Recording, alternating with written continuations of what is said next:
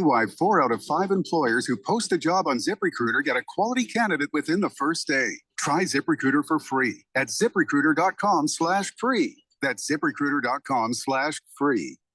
When it comes to covering the high school sports scene in Arizona, AZ Preps 365 has all the answers. Every Saturday morning from 8 until 10, they break down games, interview the newsmakers, talk with coaches from around the state, and stay up to date with what's happening with prep athletes and breaking news from the Arizona prep scene. It's AZ Preps 365, 8 till 10 Saturday mornings on 1580 and 99.3 The Fanatic, and always on at 1580thefanatic.com. O'Reilly. You need parts? O'Reilly Auto Parts has parts. Need them fast? We've got fast. No matter what you need, we have thousands of professional parts people doing their part to make sure you have it. Product availability. Just one part that makes O'Reilly stand apart. The professional parts people. O'Reilly Auto Parts. Hey, Ralph, got another solar question for you. Okay, but did you check out the Harmon Solar podcast first? The what? The Harmon Solar podcast. We put new episodes up twice a month that teach you all the things you ever wanted to learn about solar. We discuss things like how solar works, the roofing, sales process, demand management, everything solar. Show like this needs some real smart thinkers, huh? Well, yeah. So you got some really great guests then, huh? Almost every show. Is it on Spotify? Yep. iTunes? Yep. Just search it everywhere. It's the Harmon Solar podcast. Go check it out at harmonsolar.com. The Valley of the Sun will roar to life this spring. It's about to get pretty wild here. Why is that, you may ask? Because NASCAR is coming to Phoenix, and it's going to be a weekend of good vibes the whole family won't forget. The best-in-class fan experience meets racing's toughest drivers for 3 days of action on and off the track, all surrounded by the beautiful Estrella Mountains. NASCAR weekend at Phoenix Raceway, March 8th through the 10th. Get your tickets now at phoenixraceway.com. There's a reason why conventional healthcare is referred to as practicing medicine. Hi, this is Dr. Hannah Lindsay. At the Naturopathic Physicians Group in Scottsdale, our doctors are experts in full spectrum care using a natural approach. I regularly see patients with a variety of acute and chronic health conditions, including many autoimmune and rheumatological diseases. We can restore pain-free joint function and balance immune, digestive, and hormone systems, which often improves both immediate physical symptoms and overall well-being. We emphasize natural and holistic interventions with lifestyle changes and take advantage of the full palette of care options from traditional remedies to modern science. We collaborate with experts in a wide range of health disciplines, including physical therapists and specialist physicians, referring patients as needed to ensure the most effective care possible. So how about a second opinion on your health? You might just end up feeling like yourself again. Call Naturopathic Physicians Group at 480-451-6161. That's 480-451-6161, or go to naturopathicgroup.com. KQFN Tempe. Also transmitting on K25CD Phoenix at 99.3 FM and K24EU Fallon Hills at 95.9 FM. Live from the Harmon Solar Studios in Scottsdale. 1580 and 99.3 The Fanatic. All right, people, settle down because it's time. Time for what? Showtime. When does it start? Right now. 3, 2, 1. Let's get on with the show. Let's do it.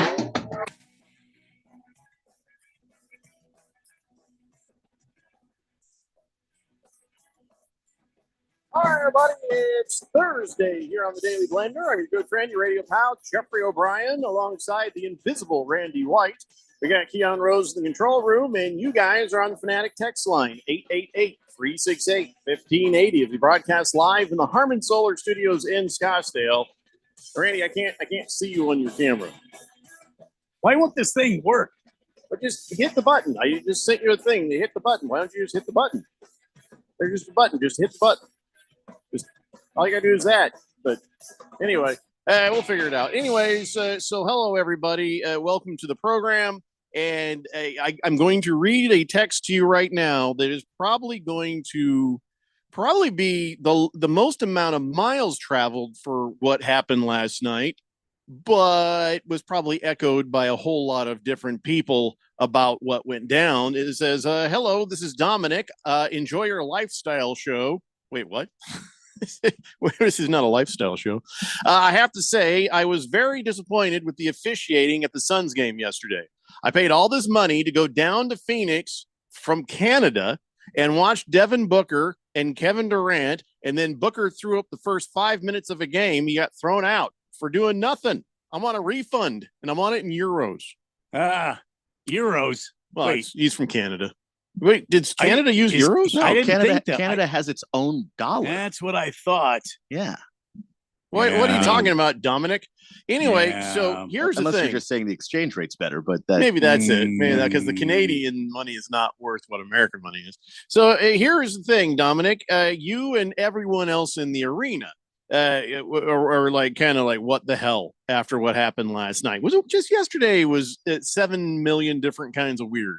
You know, bad enough what was happening in Kansas City. Then we find out that Isaiah Stewart punched Drew Eubanks, and then he got arrested for assault. Isaiah Yes, he Stewart did. Yes. Quickly released and all that stuff. So I kind of got to go down the line here. First question: the hell were they fighting about? What was their problem that Isaiah Stewart took a poke at Drew Eubanks? The only thing I heard is they were coming out of the parking lot or something, and they were in this tunnel area, and then they got into an argument. Well, what would they argue about? Why would that come a thing?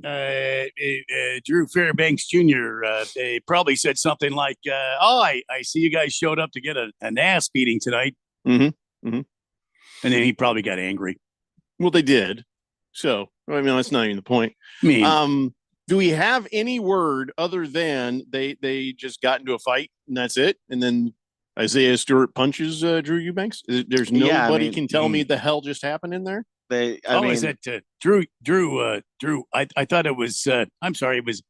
Who was it again? Drew Eubanks. Oh, Yeah. Eubanks. Suns center Drew Eubanks. Yeah, there's not a whole lot going on out there because whatever it is in terms of the statements that have been collected and all that, they haven't really, been able to parse it out. I don't know if there's video of any incident at all either, so I don't know exactly how they're determining whose word is more valid than whose, but if you to hear Eubanks tell the story, Drew was saying that they did exchange some words, but it wasn't anything crazy. And then he said Isaiah Stewart sucker punched him.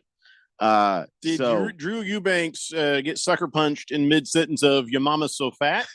Because that's about the only thing I can think of that draws a sucker punch. Good point, Jeff. Go. Outside of that, what could have possibly been that Drew Eubanks said that made Isaiah Stewart lose his mind? I have no idea. Monty said that it was unfair that Isaiah Stewart got arrested, but Drew. How's that unfair? Did he not punch him? He did. He did. He very much did punch him. Did Drew Eubanks punch Isaiah Stewart? Not to anybody's knowledge there. Hey, Monty, what the hell are you talking about? So yeah, Monty's what's this just fair trying to thing you're defend his guy, but basically he was trying to say that without knowing both sides of the story, but that's not how that works. Well, here's the side. Other security people there saw Isaiah Stewart punch Drew Eubanks, and Drew Eubanks didn't do nothing. And in the land of normal, that's assault. Yeah.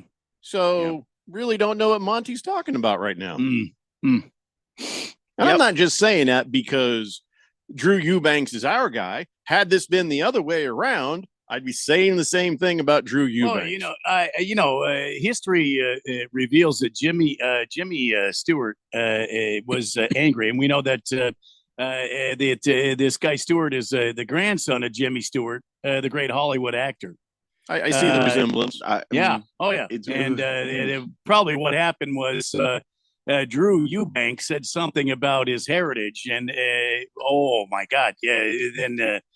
Stewart got angry about that, and you don't look a lick like Jimmy Stewart. Is probably what he said. No, I see probably what he said. No, that's not true, Keon. I can see it. I see it. Right there. That's probably what happened. Yeah. So Kenry from Jamaica says, according to Shamalama Ding Dong Sharania, they butted heads in December last time they played, so it rolled over to last night.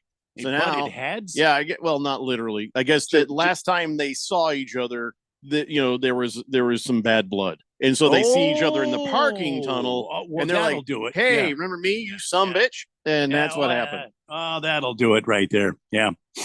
And Sorry. Henry says, as soon as Isaiah saw Drew, dropped his bagged back, punched him. Hey, drop gloves. I mean, that happens all the time. If you're wearing gloves, and what you doing like hockey, you throw the gloves off like this right here. You kind of throw that down like that. Then you got to pull the shirt off. Oh, the other yeah. guy. And then you pull the shirt over his head, and, well, that ends the fight. He didn't right have there. gloves. He just dropped his duffel bag. He just dropped his bag. And There goes punched that. him.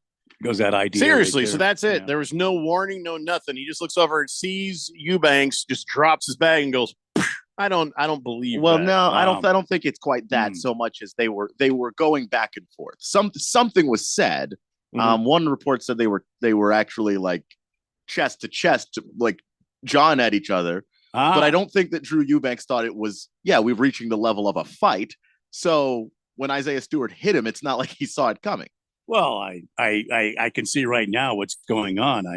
Drew Eubanks had a good night's sleep, and Jimmy Stewart's grandson, what's his name again? Isaiah.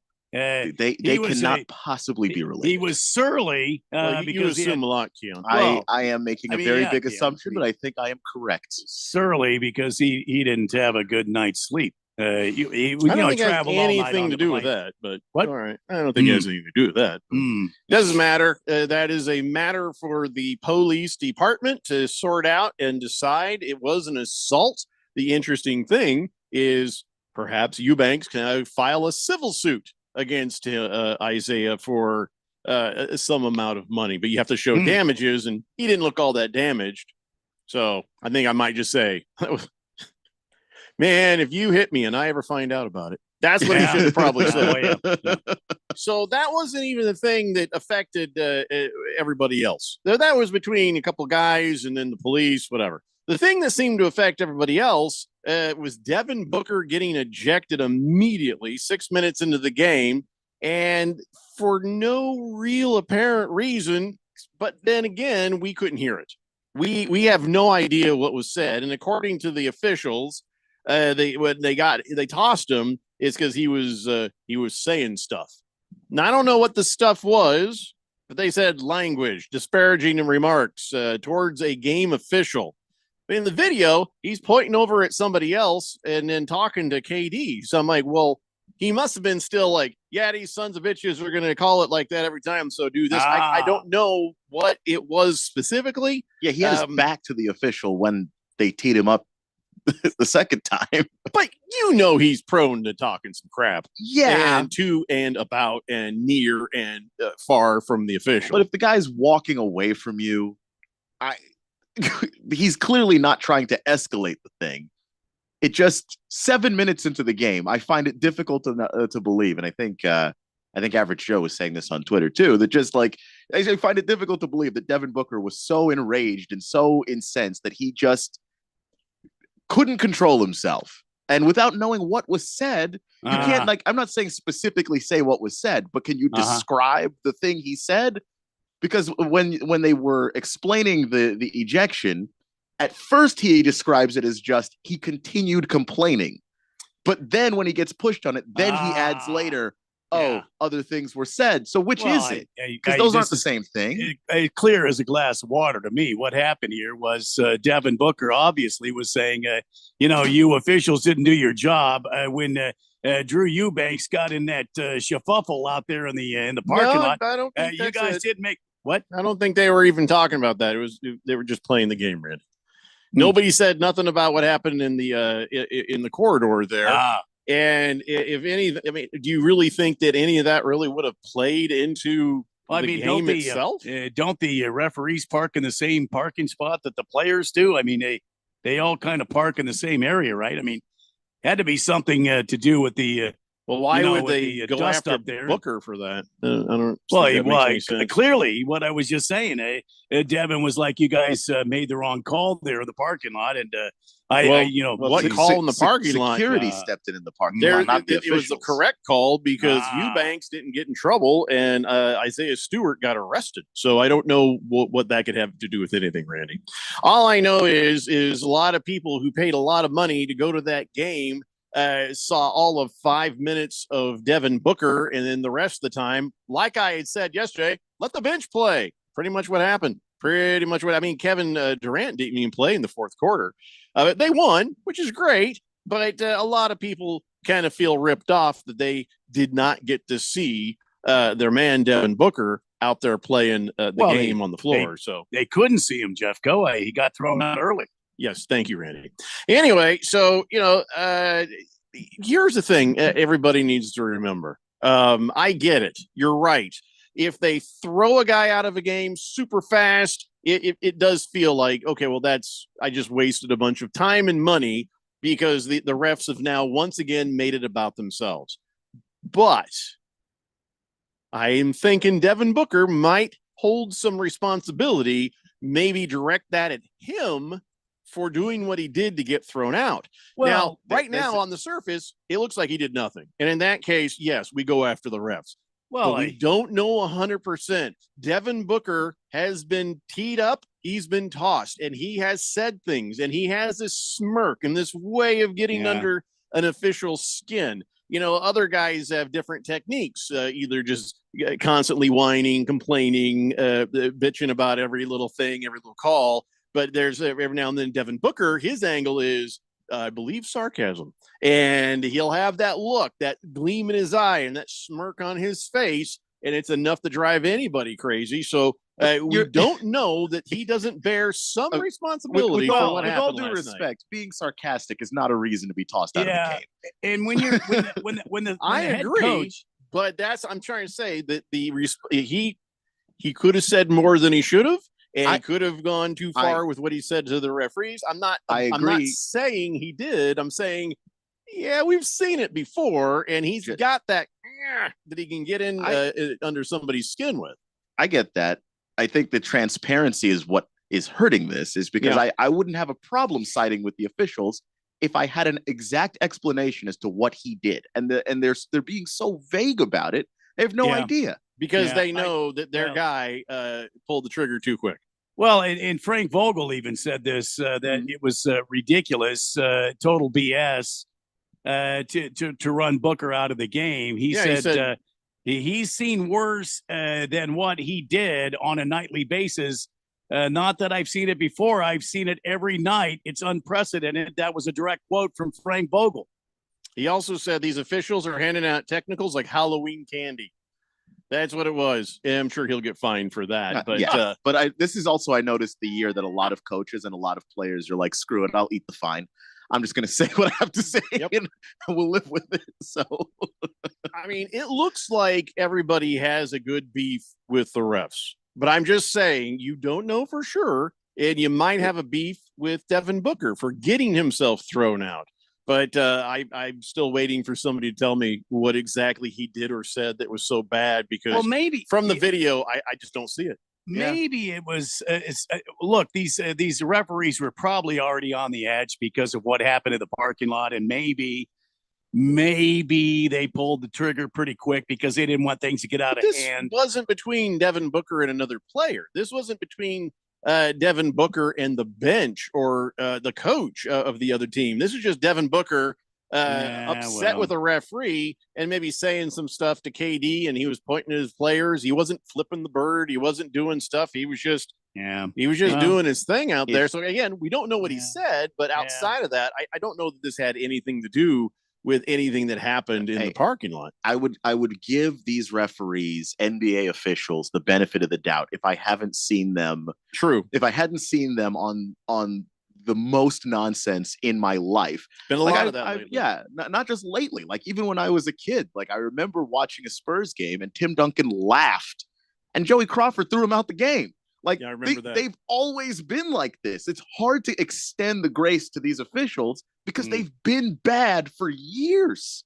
Well, until further notice, we're blaming the refs. I'm just saying, but be prepared to turn your disdain towards Booker if somebody comes up with some audio and you're like, then I will absolutely change sides on that. Yeah. We just don't know. And you're right about the transparency. And how is it nobody has produced a video yet? You have video of everything at a game. You tell me there's zero audio? Come on. Somebody's got some audio. No, they have those parabola mics, they aim them at things. There's no way, because that's how they get most of the sound in a lot of these games.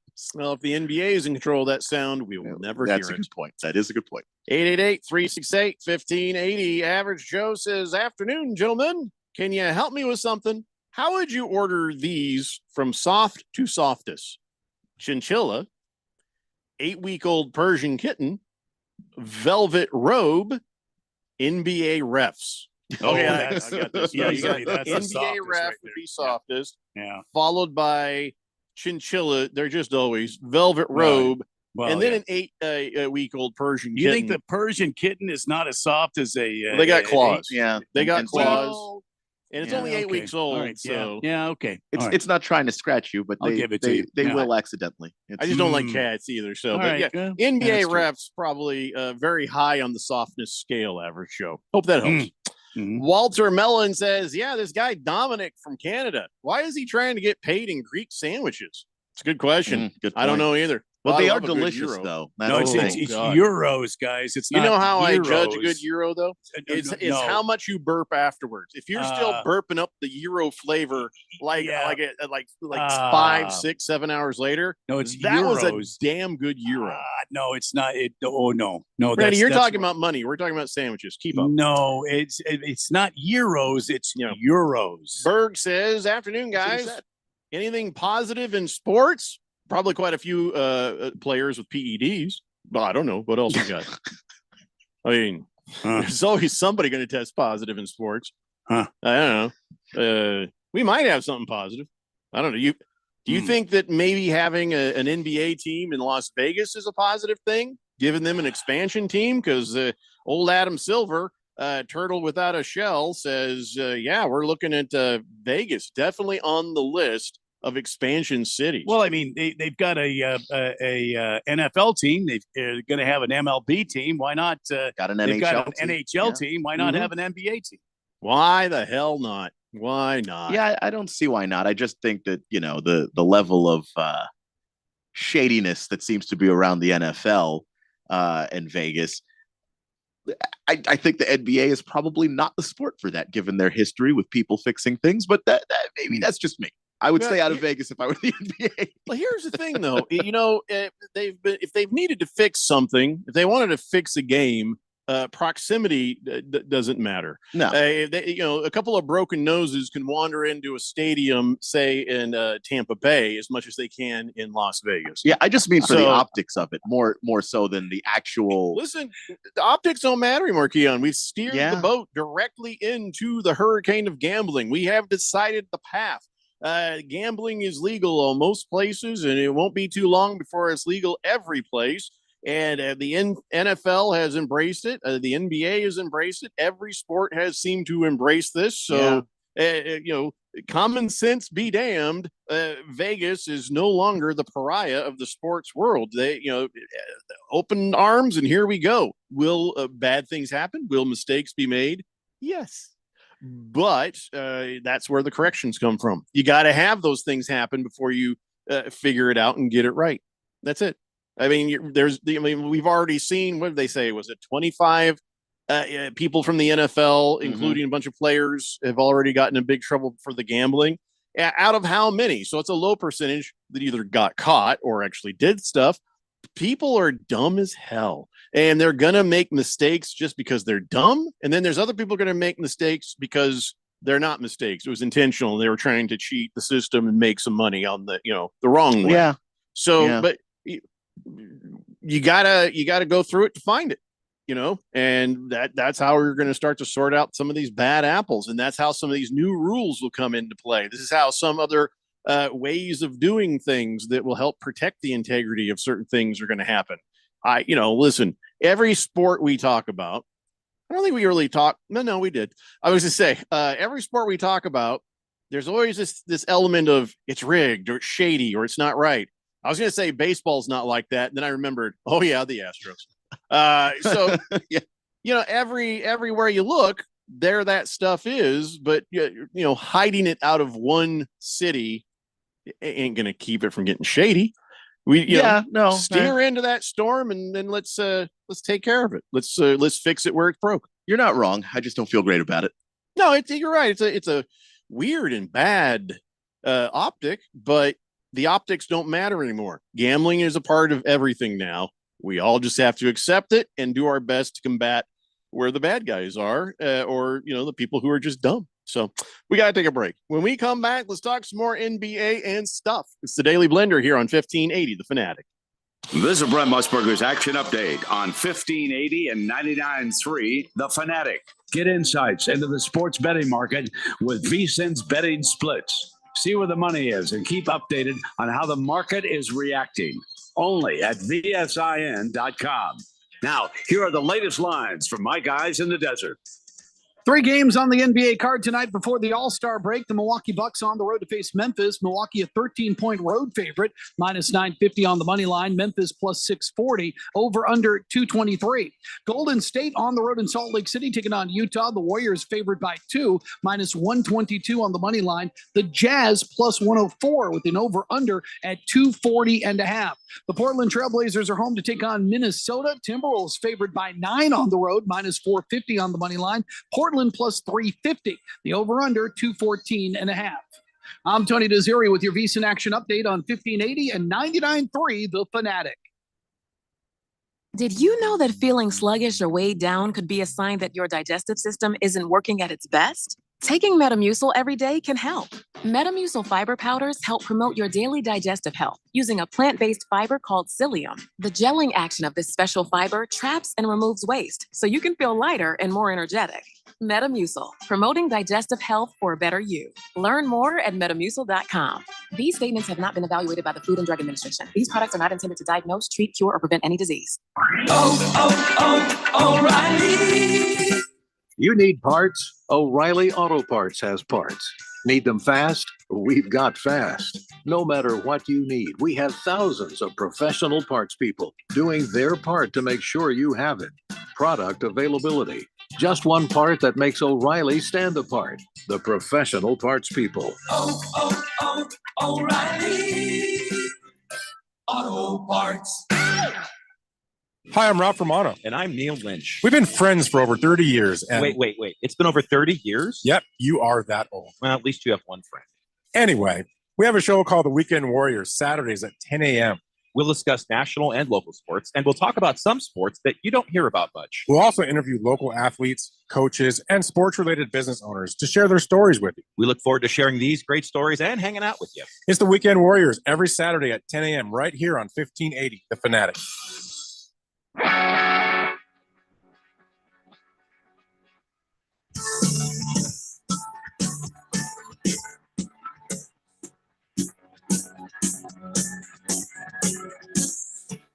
Hey, Blender here on 1580 The Fanatic.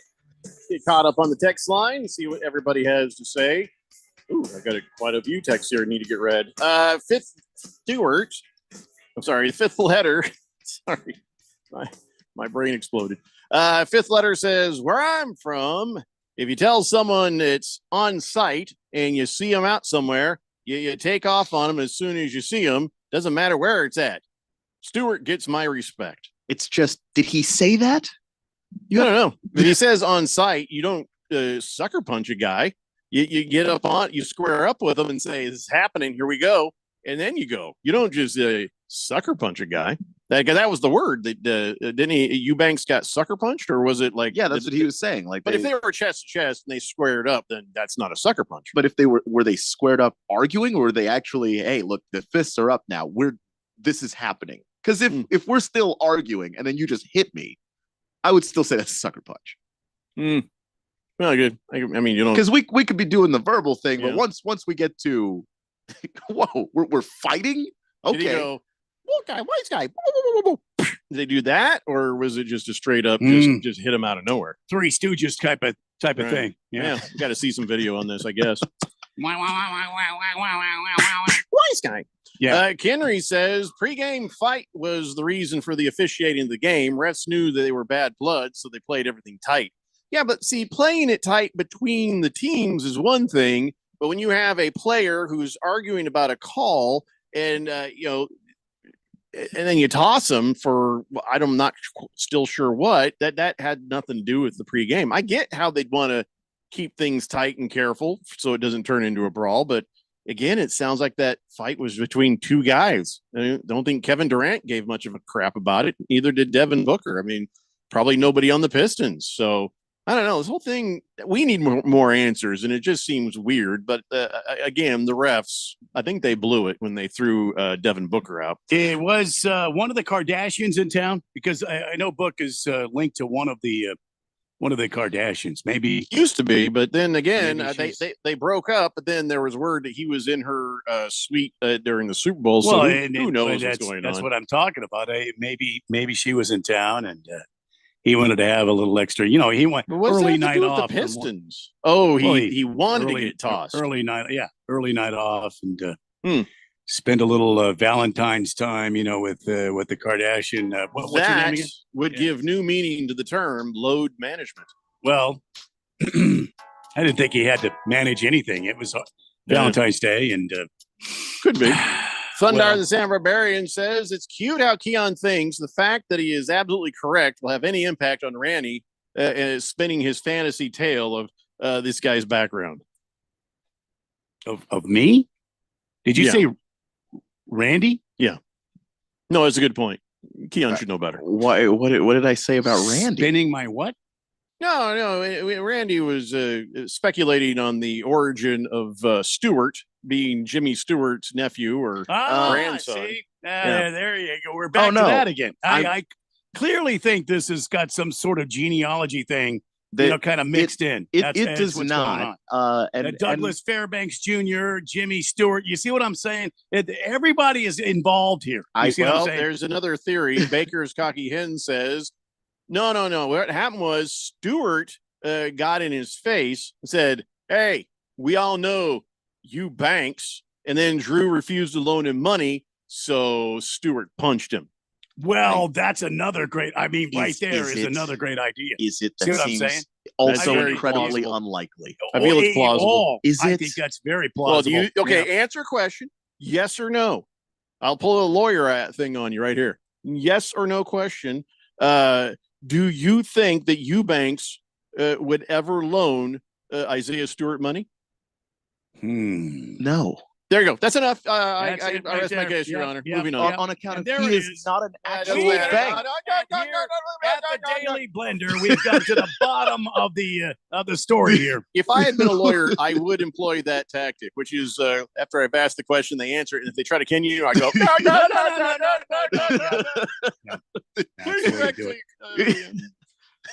Ray says, question: where's DeAndre Ayton's defense on that soft scale? Well, softer. DeAndre Ayton's Why are we talking defense DeAndre as of late is breaking the scale. He doesn't even play it anymore. He doesn't even try to play it anymore. Look ripped and hard. Yeah, he's like a furry little winter bunny.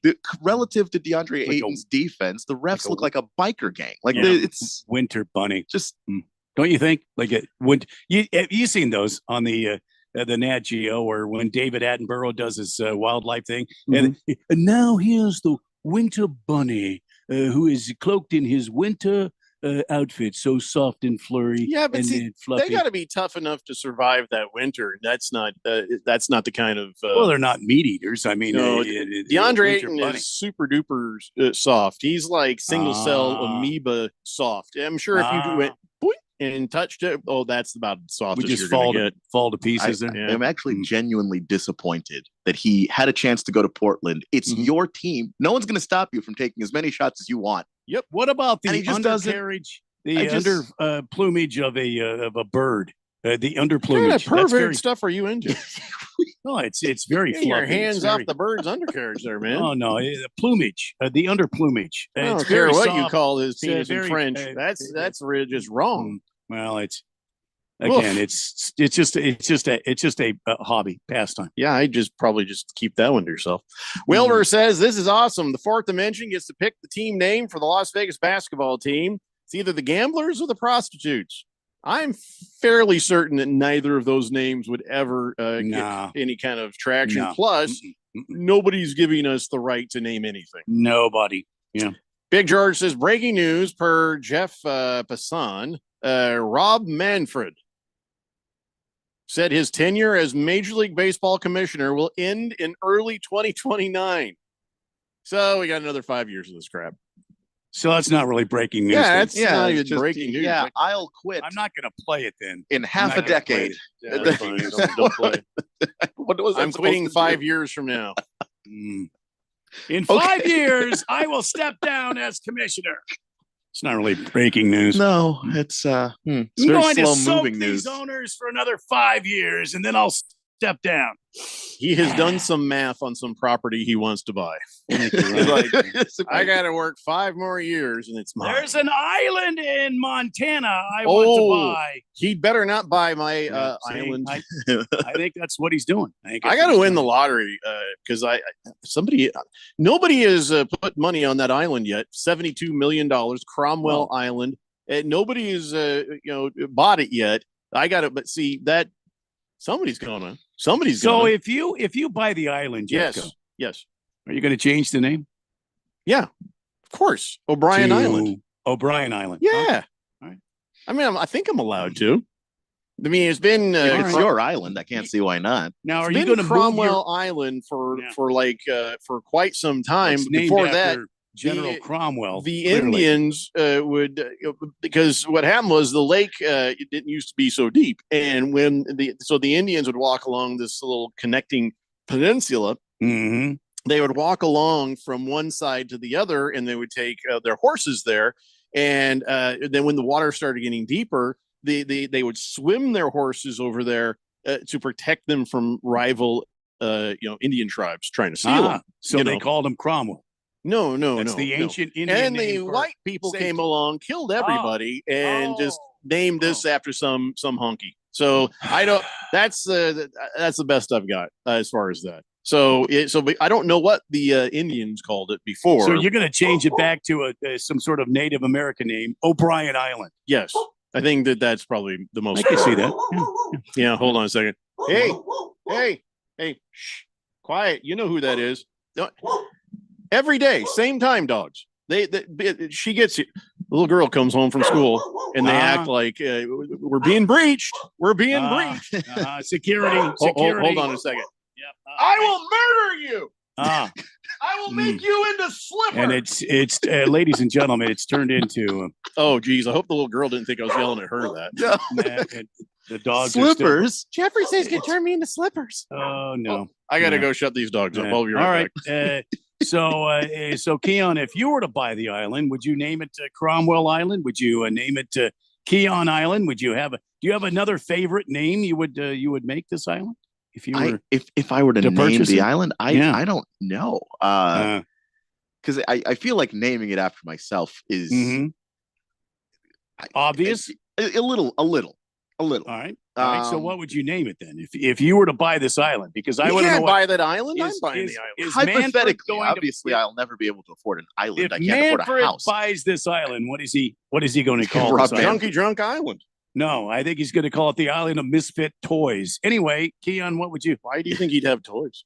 I don't think that he could. Rob Manfred. He doesn't know what he's doing. When he goes to whoever is in charge of officially filling in the documents to rename the island, I don't think he's going to be able to string a whole sentence together to even say what the island is.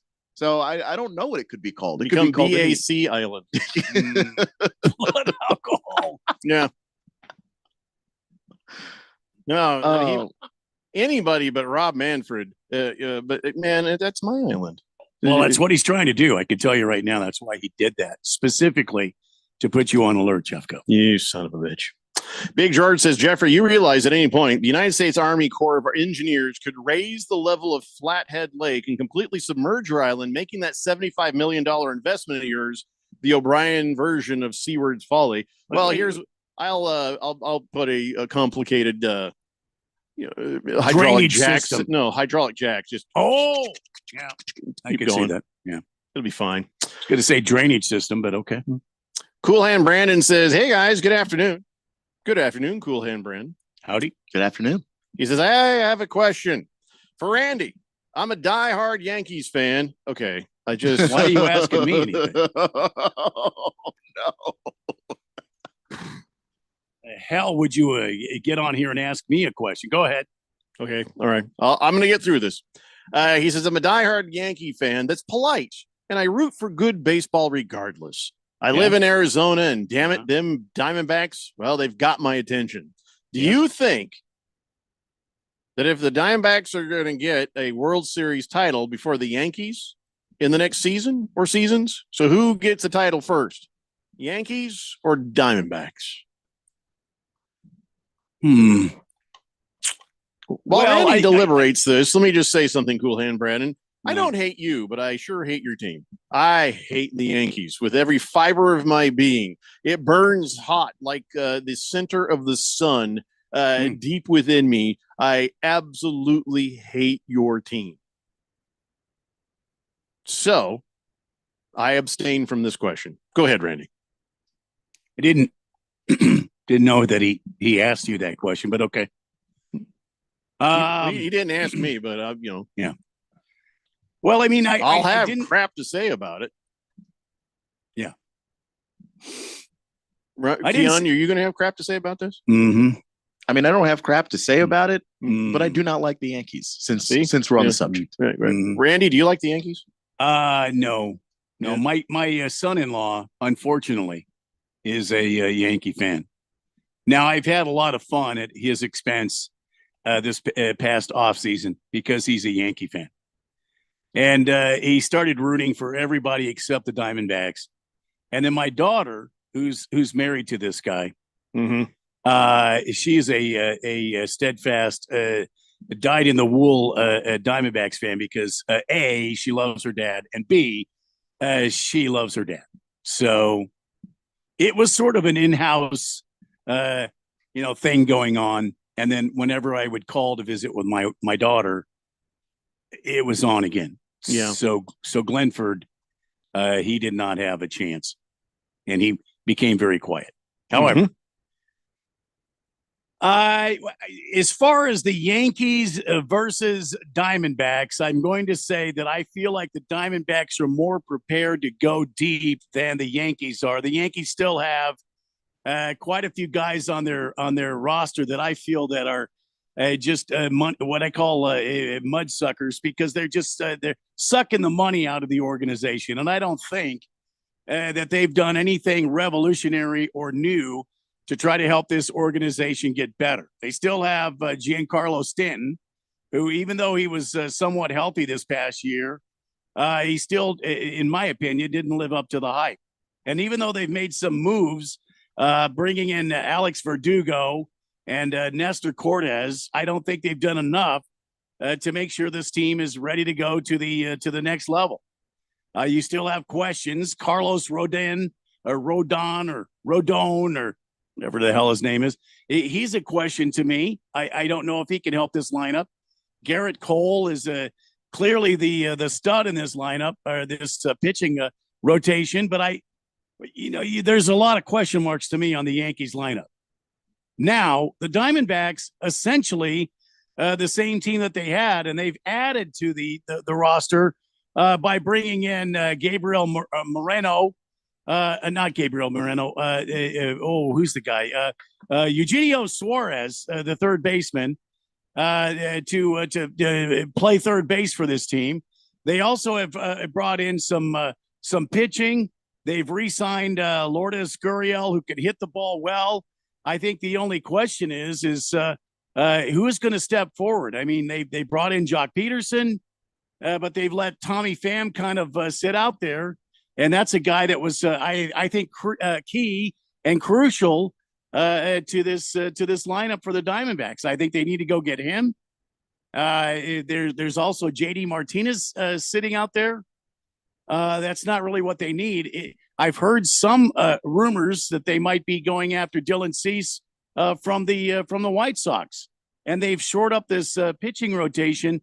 Oh my God, I think this team is something that's going to compete in the National League. So, who's going to go farther? I think the Diamondbacks this season. But spring training is just getting underway. We'll have to wait and see what the Yankees do. But I mean, for me right now, as we said, Diamondbacks go deeper than the Yankees this season. Big George says, if my parents named me Glenford, I'd be quiet too. Berg says, stupid Yankees. Desert Viking says, nobody hates the Vikings more. Nobody hates the Vikings more than a Minnesota Twins fan. Of the 18 straight playoff losses we've had, 13 have been by the Yankees. So the Minnesota Twins, they dislike the Yankees more than anyone on earth. Except for me, I hate them with the power of a son. Yes. Wilbur says, all in favor of hating the Yankees, raise your hand. And I've got everybody's hands are up here. Yeah. Cool Hand Brandon says, Jeffrey, that is the way I feel. The way you feel about the Yankees, that is the way I feel about everything Boston. As you should. Well, as a Yankees fan, that does make sense. Yeah. Halfy Lefty has a stellar idea, and he's 100% right. Maybe I shouldn't call it O'Brien Island. Maybe I should call it Penn Island. Penn? And then if I keep the words real close together, it looks like it says Penis Land. Penn Island. I'm just mad I didn't think about it first, honestly. There's probably a lot of Penn Islands around, but there's not. I'm doing it. Is he somehow kind of a roundabout way? Calling you some sort of name? No. It would just be funny to name the island that. Are you sure? I don't think he's calling me penis. Why would he call your island Penis Land? Because it's write funny. it down with a pen. No, I get Penn it. No, I Island. get it. Just write it down and see. I get it. Yeah. Razor Sharp says the Bruiser brothers should have been there at the beginning of the fight. Harder than a 90s teen with an HBO Max subscription, says Razor Sharp. And oh, look, he got his picture with Kevin Durant. Well, I gotta say, Razor Sharp also looks, unless Kevin Durant is hunched over, you're pretty tall yourself. How tall are you there? Because Kevin Durant's what? He's like about 7 feet tall, right? Almost 7 feet. And so, yeah, Razor Sharp looks to be about 6'5". I don't know. I can't tell from the picture. But you're looking pretty tall there, fella. How big a boy are you? Thundar, the Santa Barbarian, says, Keon, your reality has little power over Randy's fantasy. Just always remember that. Yeah, but I like to always put on the record that I am not falling into said fantasy and that I remain separate from. Just always putting that out on the record. Oh, and on the record, Kevin Durant was hunched over a little bit because Razor Sharp is 6'1". So that's not quite short. a bit. It's not short, but when you're standing next to a guy who's 6'11", that'll do it. I would probably Photoshop the picture and make myself equal in height to Kevin Durant just for fun. Just make people go, wait, what? What? How did what? Yeah, he looks way bigger on TV. You have no idea. We are super duper late for a break. We'll come back, do more weird crap. It's the Daily Blender here on 1580, The Fanatic. Wesley Financial Group is not a law firm. This story is called The Ugly Truth About Timeshare. If you think you've done your family a favor by buying a timeshare, you need my help. Hello, I'm Chuck McDowell, founder of Wesley Financial Group. 10 years ago, I started helping folks cancel their timeshare. In the process, started what's now called the timeshare cancellation industry. The ugly truth is when you buy a timeshare, you can't tell me how much it's going to cost or when it's going to end. I recently helped a couple that had their maintenance fees go from $800 to $3,200 a year. They also received a $4,000 assessment for a hurricane that was over 1,000 miles away. Sound crazy? The crazy thing is this never ends. Call my office now. If we take you as a client, I guarantee we'll cancel your timeshare or you'll pay nothing. Call for your free information kit. Call 800-462-3333. That's 800-462-3333. 800-462-3333. Finding great candidates to hire can be like, well, trying to find a needle in a haystack, but not with ZipRecruiter. Its powerful technology actively finds and invites qualified candidates to apply to your job. So while other companies might deliver a lot of hay, ZipRecruiter finds you the needle in the haystack. See why 4 out of 5 employers who post a job on ZipRecruiter get a quality candidate within the first day. Try ZipRecruiter for free at ZipRecruiter.com/free. That's ZipRecruiter.com/free.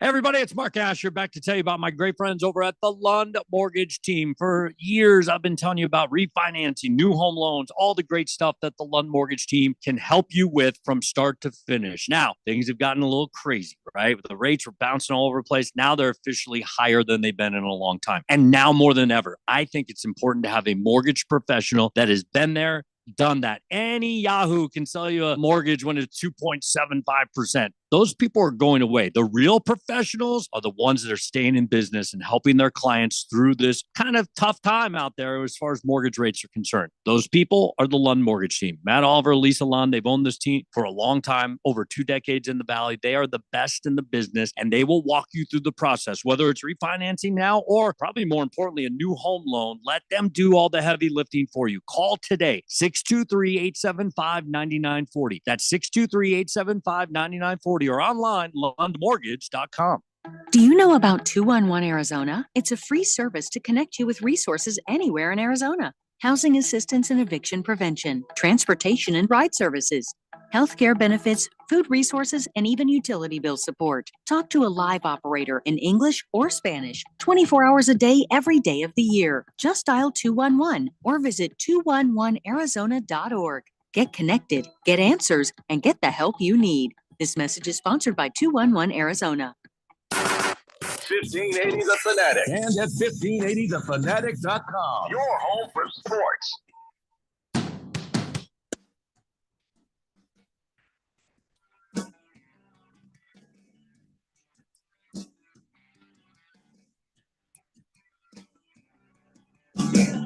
I realized who Nick Wright looks like to me.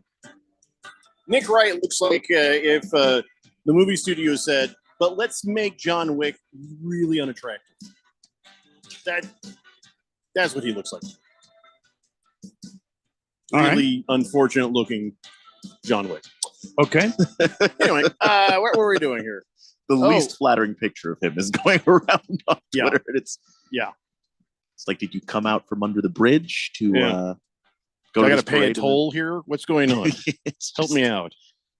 So where were we? That's right. There's going to be a team probably in the future in Las Vegas, but when they do expansion, they normally you got to give them 2 teams, right? You got to have offsetting teams. You got to even it out a little bit, right? So if Vegas gets a team, where else should get a team? Is there any word on for the NBA? Seattle's got to get a team. Well, I've been saying that for ever since, but I don't, I don't know why you wouldn't, but is there some reason the NBA is like, not so much? Well, there's not an ownership group that's wanted to put their money behind a team in Seattle for NBA, and I don't understand it. I mean, Kevin Durant, it was originally drafted by a Seattle basketball team, Supersonics, and I remember some classic games between the Supersonics and the Phoenix Suns, and I remember the Supersonics. And Detlef Shrimp and some of these guys that were really great Seattle Supersonic teams that were amazing. And why?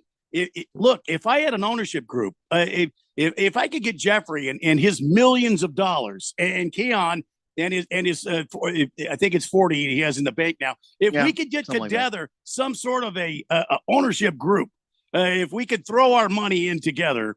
And buy a team, I would put it in Seattle because I think the fan base there would be amazing. I remember those games were crazy. They are very pale, but very passionate. Very passionate fans. Mm-hmm. No, you're right. You're right. Was there some sort of a business reason? I mean, they took that team out of Seattle. Ownership. I think the ownership group. Part of it was a little shady. They changed, and then they were kind of talking about, no, we like keeping the team in Seattle. But the owner was from Oklahoma City. And as soon as he got the chance to move the team to Oklahoma City, he moved the team to Oklahoma City. Gone. They shouldn't be allowed to do crap like that, but whatever. And the fans are there, and they have fantastic attendance for the WNBA team up there because that's all they have now. I think they'd love to have an NBA team. So is that it? Is that just it's settled? If they give an expansion team to Vegas, then Seattle gets a team too. Done deal. Right? No, it would probably have to be an East Coast team, wouldn't it? Or somebody that would be in the Eastern Division. I mean, I don't know. But every place East Coast that needs a team has a team, though. Is there any large populace that's not being served? Not really. But if you go Vegas, Seattle, you can always kick Memphis over to the East. That would be appropriate. There you go. Yeah. You've balanced out the East and the West. Cool Hand Brandon says, hey, did you guys see the F1 crash video where a car got clipped, split in half, and the car caught fire and the driver was trapped for about 20 seconds, but still walked away? No, I've not seen that. Did that happen today or something? That is insane. I think, I mean, yeah, I don't, where are they racing F1 right now? So well, no, it's the off season right now. So I would imagine it was Grosjean, Romain Grosjean. And was it Formula One? Because that's the only thing I could see. But anyway, he was Romain Grosjean was it Singapore? Were they testing? I'd have to look, and I'll get back to you on that. Walter Mellon says, was there any banter back and forth on the social media between these guys to shed some light on the situation? You know, you're talking about Eubanks and the other guy. I forgot his name. Isaiah Stewart. Stewart. Yeah. Not that I know of, but Keon says that they had beef the last time they saw each other. So I don't know. Hey, listen, we have things to be happy about. Let's move on to things to be happy about. 2 wins in a row for the Suns going into the All-Star break. Not too damn bad, right? We're going in the All-Star break, right? This weekend. Yes. I don't know that anyone's going to watch it, but it's happening this weekend. So, all right, that's always good. The other good news is ASU beat Oregon State Beavers last night. And so that's cool. A couple of people who won those tickets and went to the game got to see a full-on ass kicking. It was 79-61. So it was a really nice night. And this is the kind of game you need to have to get your confidence up, because coming up on Saturday, playing them number 5 bastards from U Chalupa, and they're not giving you any sort of a chance. They're not giving ASU any sort of a chance in that game. So yeah, all the thing we can do is just hope for some divine intervention, because, well, Keon, is there any chance in hell that we can beat Arizona? It's a rivalry game, so I don't want to do the throw out the records, but it's going to be it's not going to be well, let me not say it's not going to be, but there is a chance. Yeah, I mean, you're playing a team that you really hate, that you want to beat a lot, and this ASU team, they haven't been consistent with it, but they are a good defensive team when everybody's dialed in and engaged. You know, they showed it yesterday. That second half, they clamped down on Oregon State, and that was pretty much the end of that. You can play that level of defense and see if you can force some bad shots out of Arizona. You do have a chance, but it's are Oregon State as good as Arizona? No, they are not. Are they anywhere near as good as Arizona? No. Are they any damn good at all? No. So, but they're not like the worst team either. We're not describing a team that has no business being on the court with anybody. But defense is defense. You play tough defense regardless of what the other team does. So if they make tough shots and they beat you, okay, fine. But you force them to take those tough shots. You force them to take low percentage shots, and then you just let the chips fall where they may. So they do have a chance, is what I'm trying to say. And they also got to protect that ball better. Against the Oregon State Beavers, they had 15 turnovers. And I think most of those were first half too. So that's you can't have that. Yeah, you can't have that, and you can't have that against a much better team that you were about to play. Where this is happening down in Tucson, right? Well, that's even worse. So anyway, I mean, we feel nice about this, at least for now. So ASU got themselves a nice win in a season where that doesn't happen very often. Oh, do you see this? This is the best thing I ever saw.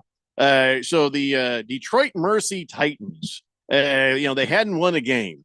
And so, everybody's like, come on, guys, you can do it. And then they actually finally won a game, 81-66 over IUPUI, whatever the hell that is.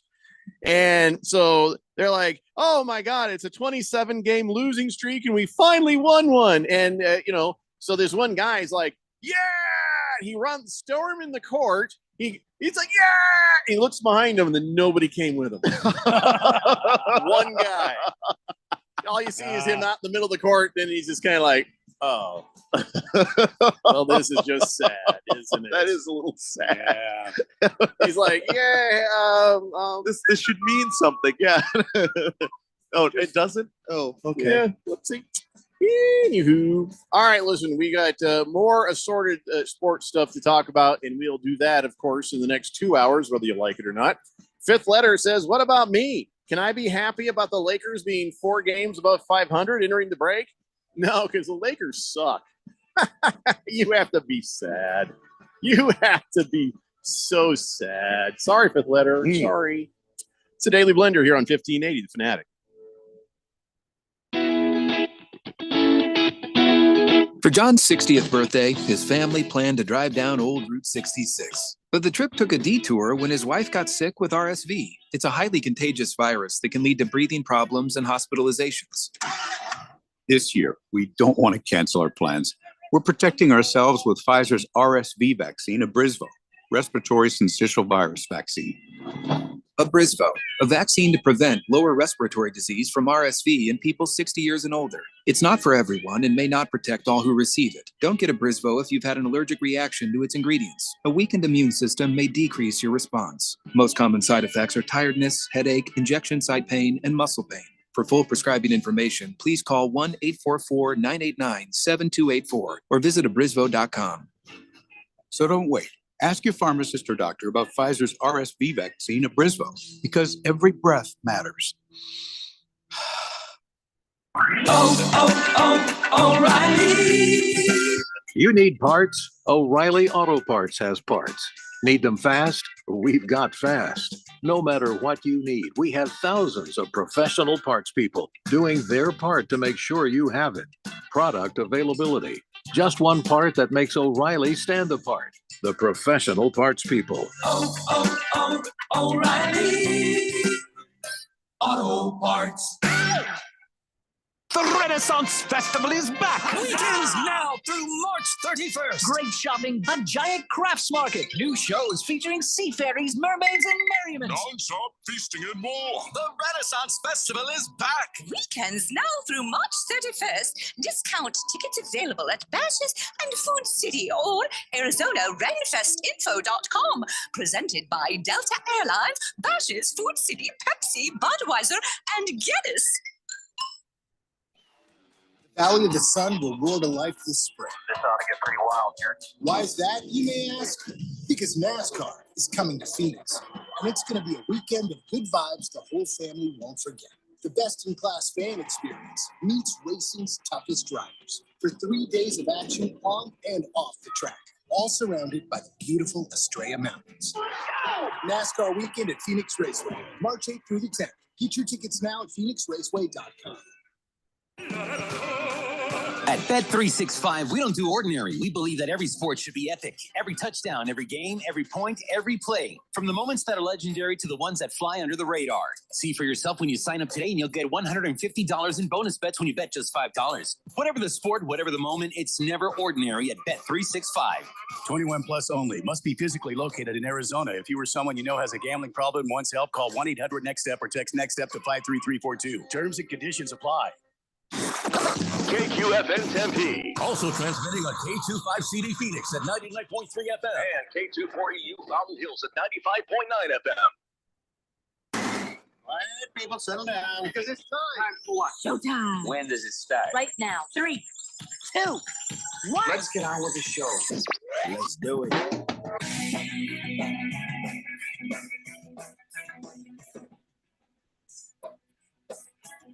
All right, everybody, it's 4 o'clock here on the Daily Blender, and your good friend, your radio pal, Jeffrey O'Brien, alongside Randy White. Got Keon Rose in the control room, and you guys are on the Fanatic text line, 888-368-1580, as we broadcast live from the Harmon Solar Studios in Scottsdale. I don't know if I wanted this to begin or not, but Desert Viking says, Las Vegas aliens. That's what you call them, and bring back the Supersonics to Seattle. Yep. Put the Timberwolves and the Grizzlies in the East where they belong. Minnesota is too cold to be in the Western Conference.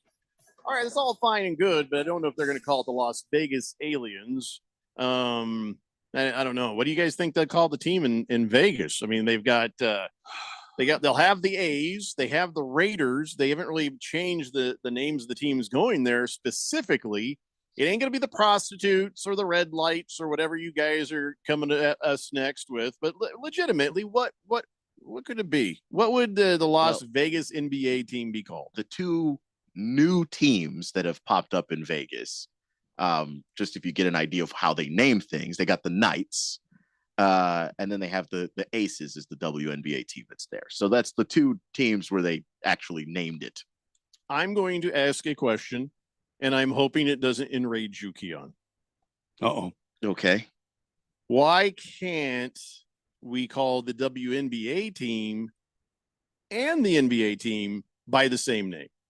The Aces. I don't see why not. If we do, I thought he was going to lose. I don't know. We do college sports, and I thought we were about to go to DEFCON 5 here. Yeah. So you got like the volunteers, and then the volunteers. The women's team is like the lady volunteers, but not every team does that.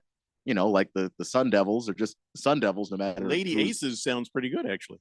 Would be kind of cool. Yeah. So I don't know. I don't see why not. It's just something that's never been done. But if someone wanted to break that tradition and do it, I mean, I don't see what the problem would be. Well, then give us a better name. Give us a better name for the NBA team expansion that may come to Vegas. If you're going to do it, what's the best name? There's going to be a lot of really dumb suggestions. That's why I almost hesitate to have this conversation. Yeah. You're going to get a lot of dumb suggestions on the text line. And some really good jokes, and then like some bad ones but also.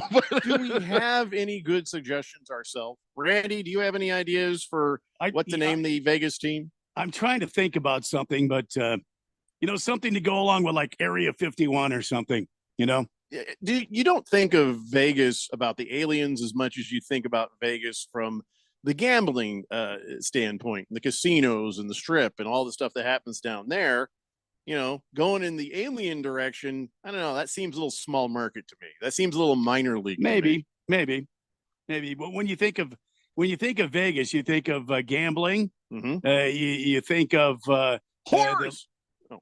I don't think of whores. I think of I think of the Las Vegas Strip. I think about the lights. No, not strippers. No, what? I don't think about no. No. Mm-hmm. So, but that's it. Vegas is just the gambling and the adult entertainment, lights, and maybe like some desert animals, like vipers or. Vipers. You been to Vegas?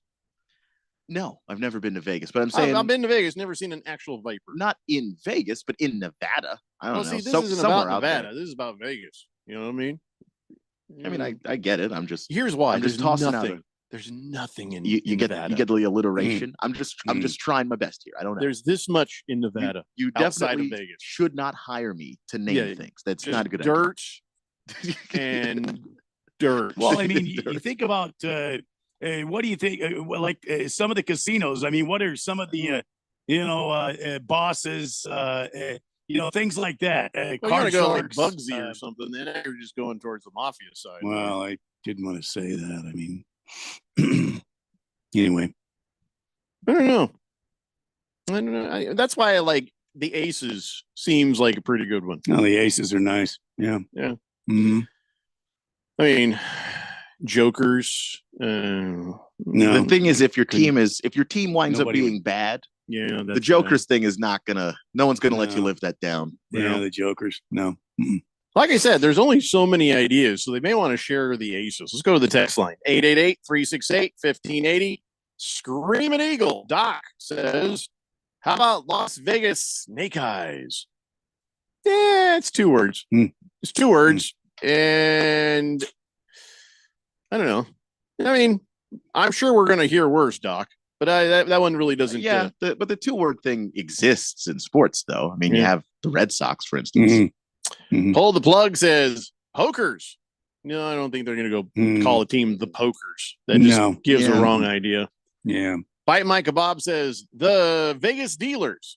that makes it sound like a bunch of drug dealers. Yeah, Well, I mean, you're well, I thinking mean, gambling, but there's also Yeah. other things that happen in Vegas that you Well, also come to mind. So, yeah. Bite Mike Kebab also says Vegas craps. Again, nobody wants to be called craps for what I believe are obvious reasons. Mm-hmm. Bite My Kebab says, yeah, Vegas dealers. Oh, I already read that. Hold on.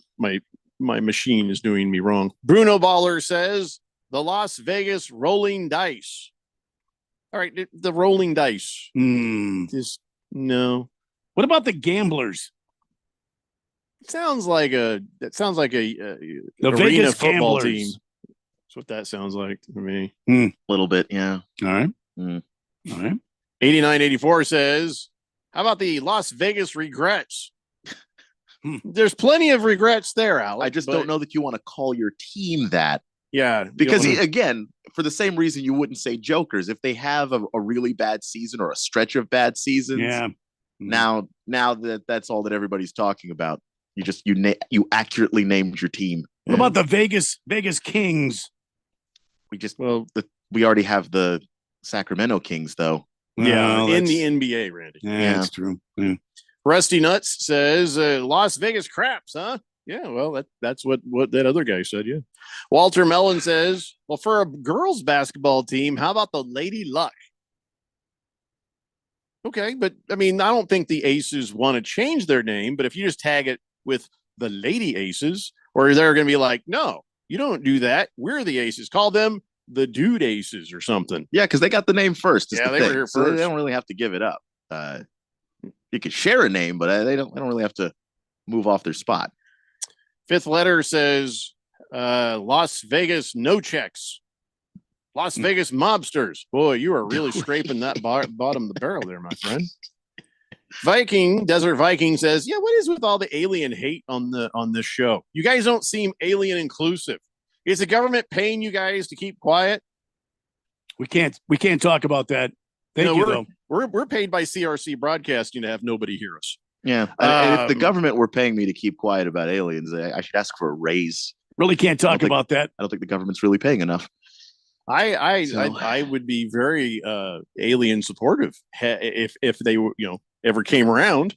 You know what I mean? If I ever actually saw one, I just, Everybody assumes the aliens are going to be giant, angry things. It could be a spaceship about as small as a pencil, and they just showed up and they're like, "Oh my god, these people are huge. Let's get out of here." So aliens could show up as a vapor for all you know. Yeah, I actually read a book where that was the plot, kind of, except the alien was trying to be really nice, but he was like, "We smell awful, so we really haven't been on your planet because you'd hate us." Very polite. Yeah, I don't mean to sound like a handful of stoners around a campfire here, but we have no idea what that's all about. So I don't have hate for aliens. I just don't think it's going to sound good as a basketball. How about the Las Vegas We Hate Aliens? Put a pin on that one, Randy. I like it. The Swazman says, how about the Vegas strippers, for the WNBA and the Aces for the new team? Oh, that doesn't sound sexist or wrong at all, Swazman. Quiet Cannon says the New York Football Giants are called that because the New York Giant baseball team was there before they moved to San Francisco. So you call it the Las Vegas basketball something? Like the basketball Raiders? Like what? I don't know. What would you? How would you even do that? It's always What about quaint. the Vegas Stars? That's not bad. But then there's the Dallas Stars. But I guess that doesn't matter. Yeah, because because it's a different. Stars. Yeah, this is a different sport. There's a Texas Rangers, New York Rangers. Well, See what I mean? Stars. Yeah, it's not. You're onto something, Randy. You're onto something. Maybe. Hefty Lefty says, bring back the old names, like the Steamrollers. There's always construction on the strip, right? So the Vegas Steamrollers. Oh, that's not bad, Hefty. I actually like that. Hefty's good at names. He wants me to name my island Penn Island, and this new Vegas team, the Steamrollers. It's not bad. No, that's pretty solid one. Pretty solid. Bruno Baller says, Las Vegas 51s. Why 51? Oh, Area 51. Yeah. I was say there's 52 cards. So Flappy Max says, call them the Vegas Chips. Chips. I don't know. You don't really feel like that's a here come the chips. It's like kind of lukewarm on that one. Yeah, it's I mean, look, it's got a good idea to it. Like you could probably do some pretty cool logo stuff or whatever. But as far as the name, there is a level of intimidation you might want to achieve here. And I don't know that Chips does that. Steamrollers would do it. Steamrollers would definitely do it. Fifth letter says Las Vegas Newlyweds. Yeah, there's too many divorce angles that the Espen would take on us. Bruno Baller says Las Vegas Lights does sound catchy. How about the Vegas High Rollers? The High Rollers, says Quiet Cannon. Yeah, and they were going to make jokes about how high they are. Yeah. One marijuana-based scandal, Well, I mean, and that's all we get. You're right. You call it just the Rollers, Vegas Rollers. Makes it sound like they're on roller skates. That's why you have to have the steam involved. Yeah. Big George says, I think the Las Vegas NBA team should be called the Vegas Flying Prostitutes. That'd be a cool mascot. No, it really wouldn't, George. Go. No. Yeah. I like this one. 8984 says the Vegas Bookies. I like it, but they'll never do it. Yeah, probably not. I think that's too strong a connection. Hamilton Porter, that's a great idea. He says, how about the Las Vegas Tigers in honor of Siegfried and 2/3 of Roy? Well, Hefty Lefty says the Las Vegas Indulgence. But you can't call a team the Indulgence. He said, well, it emphasizes what the city's based on. It's a little clunky. I like your steamrollers better. Slave Dave says, how about the Las Vegas All In? No. That's not a name. That's not a name. Just Slave Dave, that's not a name. By the way, I am so tired of saying, this is how we football. This is how we business. Stop it. Using nouns as verbs. Yeah. Stop it. Please stop doing that. Don't let our language become that. English is already confusing enough. It really doesn't That's need a any good extra point. help. Well, it's not even about confusing. We're making it dumb. Quiet Cannon says, how about the High Desert Rollers? Well, see, there's a lot going on there. and while I agree that a 2-word team name is not that bad, once you get to the realm of 4 words, you might be doing a bit much. Getting out of control, really. Slave Dave says, if Miami can be called the Heat, why does it have to? Why does it have to be the plural? Huh? Oh, well, I don't like that they're called the Heat, to be honest. I've always hated that name, the Heat. The cold. Shut up. Not you, Slave Dave. I'm talking to the Miami Heat. Ray says, how about the Las Vegas Sand Rats? Is that a thing? Are there actually sand rats? Well, they're saying gnats, but I don't know about rats. Yeah, there's gnats. There's definitely gnats. Ooh, this isn't bad. Elzar of the Mountain. Haven't heard from him in a while. He just came back and said, the Las Vegas Neon. Okay, who just thought of a Dodge Neon right now? Maybe. Me, A little bit, right yeah. here. Yeah. Those horrible cars. Yeah, the car I learned to drive in. You don't see them on the road anymore, do you? That tells you something right there, I think. It's not the worst idea, Elzar. It's not bad, but I think that's a solid one, I think. Yeah. Screaming Eagle, the Las Vegas Deuces. You know what we're going to say. You know what we're going to say. Looks like the Suns last night, good game. They dropped the Deuces. Yeah. Yeah.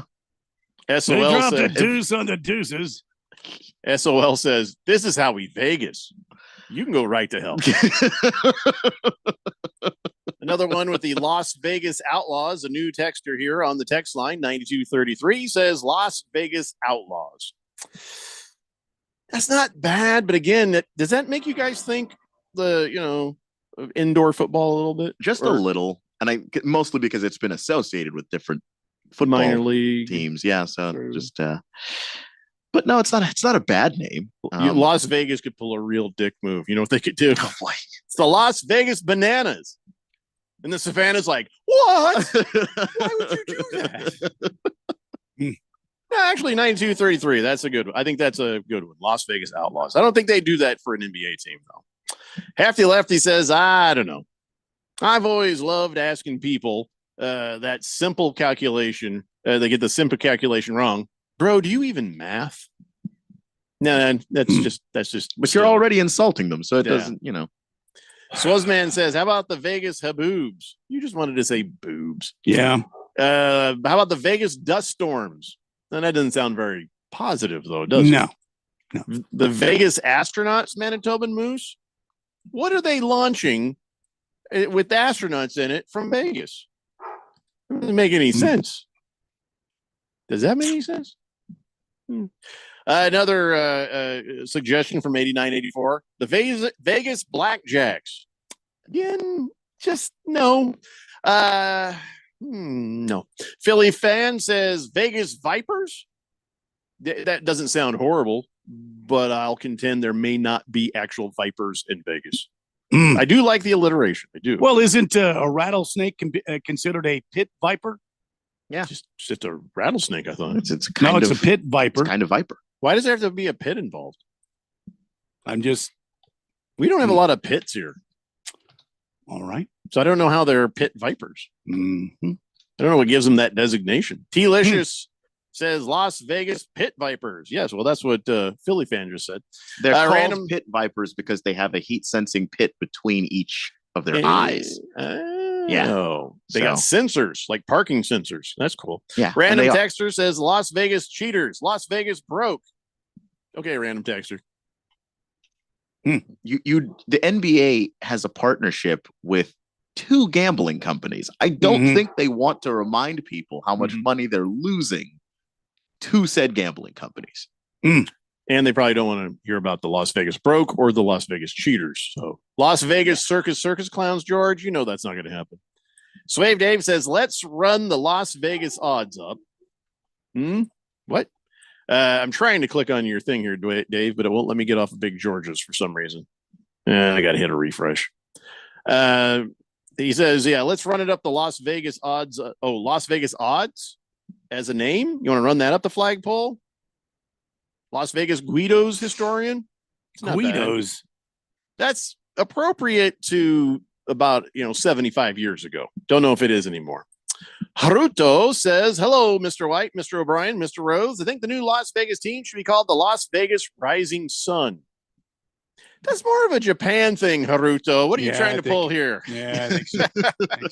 Nice try. Bruno Baller says, not sure if Las Vegas slots would work. No. This reminds me of the movie Arthur. Slots. Yeah. Slots. Only he didn't say slots. Hefty Lefty says some of the strippers are astronomical. You're not helping. Yeah, that's not going to count or fly. Yeah. Swozman says Vegas Vipers. Yeah, that is a good name. That's a good one. Las Vegas Sabonis, Rainy City Bitch Pigeon. Oily Stool says Las Vegas Queens, as in Queen of Hearts. These are a bunch of dudes. See, now that'd be a good WNBA name, but well, okay. I mean, that's assuming a lot. Random texter says Las Vegas Rat Pack. Yeah.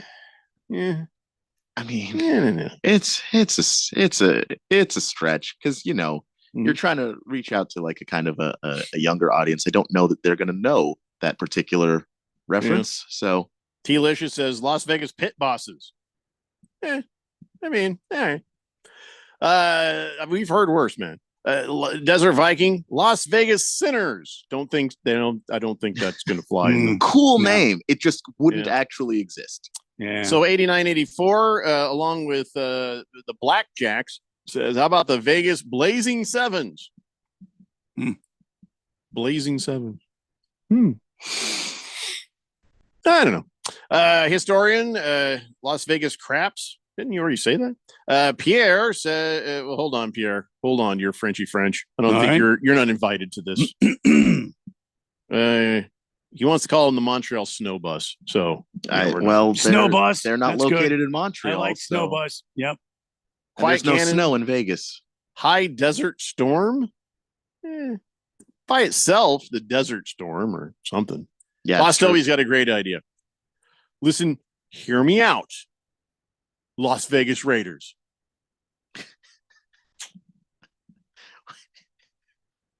It's brilliant. It's almost brilliant enough to work. Slave Dave says Las Vegas Oasis. Yeah, call a team an Oasis. That sounds like, yacht rock sort of thing. It's really not moving the needle here, Guy. Pineapple Express says, "Hey guys, I'm intrigued by these names. I like the name Las Vegas Bodies in a Barrel." That is historical, but yeah. When you're saying, Bodies in a barrel? Yeah. Okay. I want It's a to lie. sign a free agent, young up and coming player to be the cornerstone of our franchise, and then he has to call himself a body in a barrel. Mhm. It's not going to work out. It's just not going to work out. You don't want to be the body in the barrel. You want to be the person burying the body in the barrel. Speaking of having been buried in a barrel, because I have no other way to segue this, when we come back, we're going to talk about Tiger Woods and his return to professional golf. We'll check in and see how he had been doing today. NFL Blitzer, the Las Vegas Night Devils. I've heard worse. But Morticia's Man, no, they're not going to ever give you the Las Vegas VDs. I mean, they'll give you VD, but they're not going to give you the Las Vegas VDs. Certainly not going to be the Vegas Figs. We got to stop this. We got to move on. When we come back, let's see how Tiger Woods is, if he's survived the day or, is he back? It's the Daily Blender here on 1580, The Fanatic. Oh, this cold. Honey. Honey? Honey, you need DayQuil Severe Honey. DayQuil Severe Honey gives you powerful cold and flu symptom relief with a honeylicious taste because life doesn't stop for a cold. Okay, I'm ready to go. No, I'm getting a cold. Honey. Try DayQuil Severe Honey for powerful cold and flu relief. DayQuil Severe with honey flavor. The daytime coughing, aching, stuffy head, fever, honeylicious, power through your day medicine. Use as directed. Keep out of reach of children. Jeffrey O'Brien here, and congratulations. You just made it through the hottest summer in Arizona history. No lie. The only proof you need is in that electric bill. If you don't have solar, I wonder how bad it's going to get next year. You need to call Harmon Solar today. Harmon Solar could save you over 80% off your electric bills. They're a locally owned, family-owned company. Call Harmon Solar for a free estimate. 800-281-3189. That's 800-281-3189, or go to harmonsolar.com. At Bet365, we don't do ordinary. We believe that every sport should be epic. Every touchdown, every game, every point, every play. From the moments that are legendary to the ones that fly under the radar. See for yourself when you sign up today, and you'll get $150 in bonus bets when you bet just $5. Whatever the sport, whatever the moment, it's never ordinary at Bet365. 21 plus only. Must be physically located in Arizona. If you or someone you know has a gambling problem, wants help, call 1-800-NEXT-STEP or text NEXT STEP to 53342. Terms and conditions apply. The Fanatic is your home for NCAA men's basketball. Saturday at 12:45, top-ranked UConn awaits their visitors, the Marquette Golden Eagles, for a top 5 showdown. Then Saturday night at 6, Grand Canyon welcomes in California Baptist. Tip time is 6 p.m. Tune in for all the drama, action, excitement You can feel the madness. of college basketball. 1580 and 99.3 The Fanatic, Arizona's home for March Madness.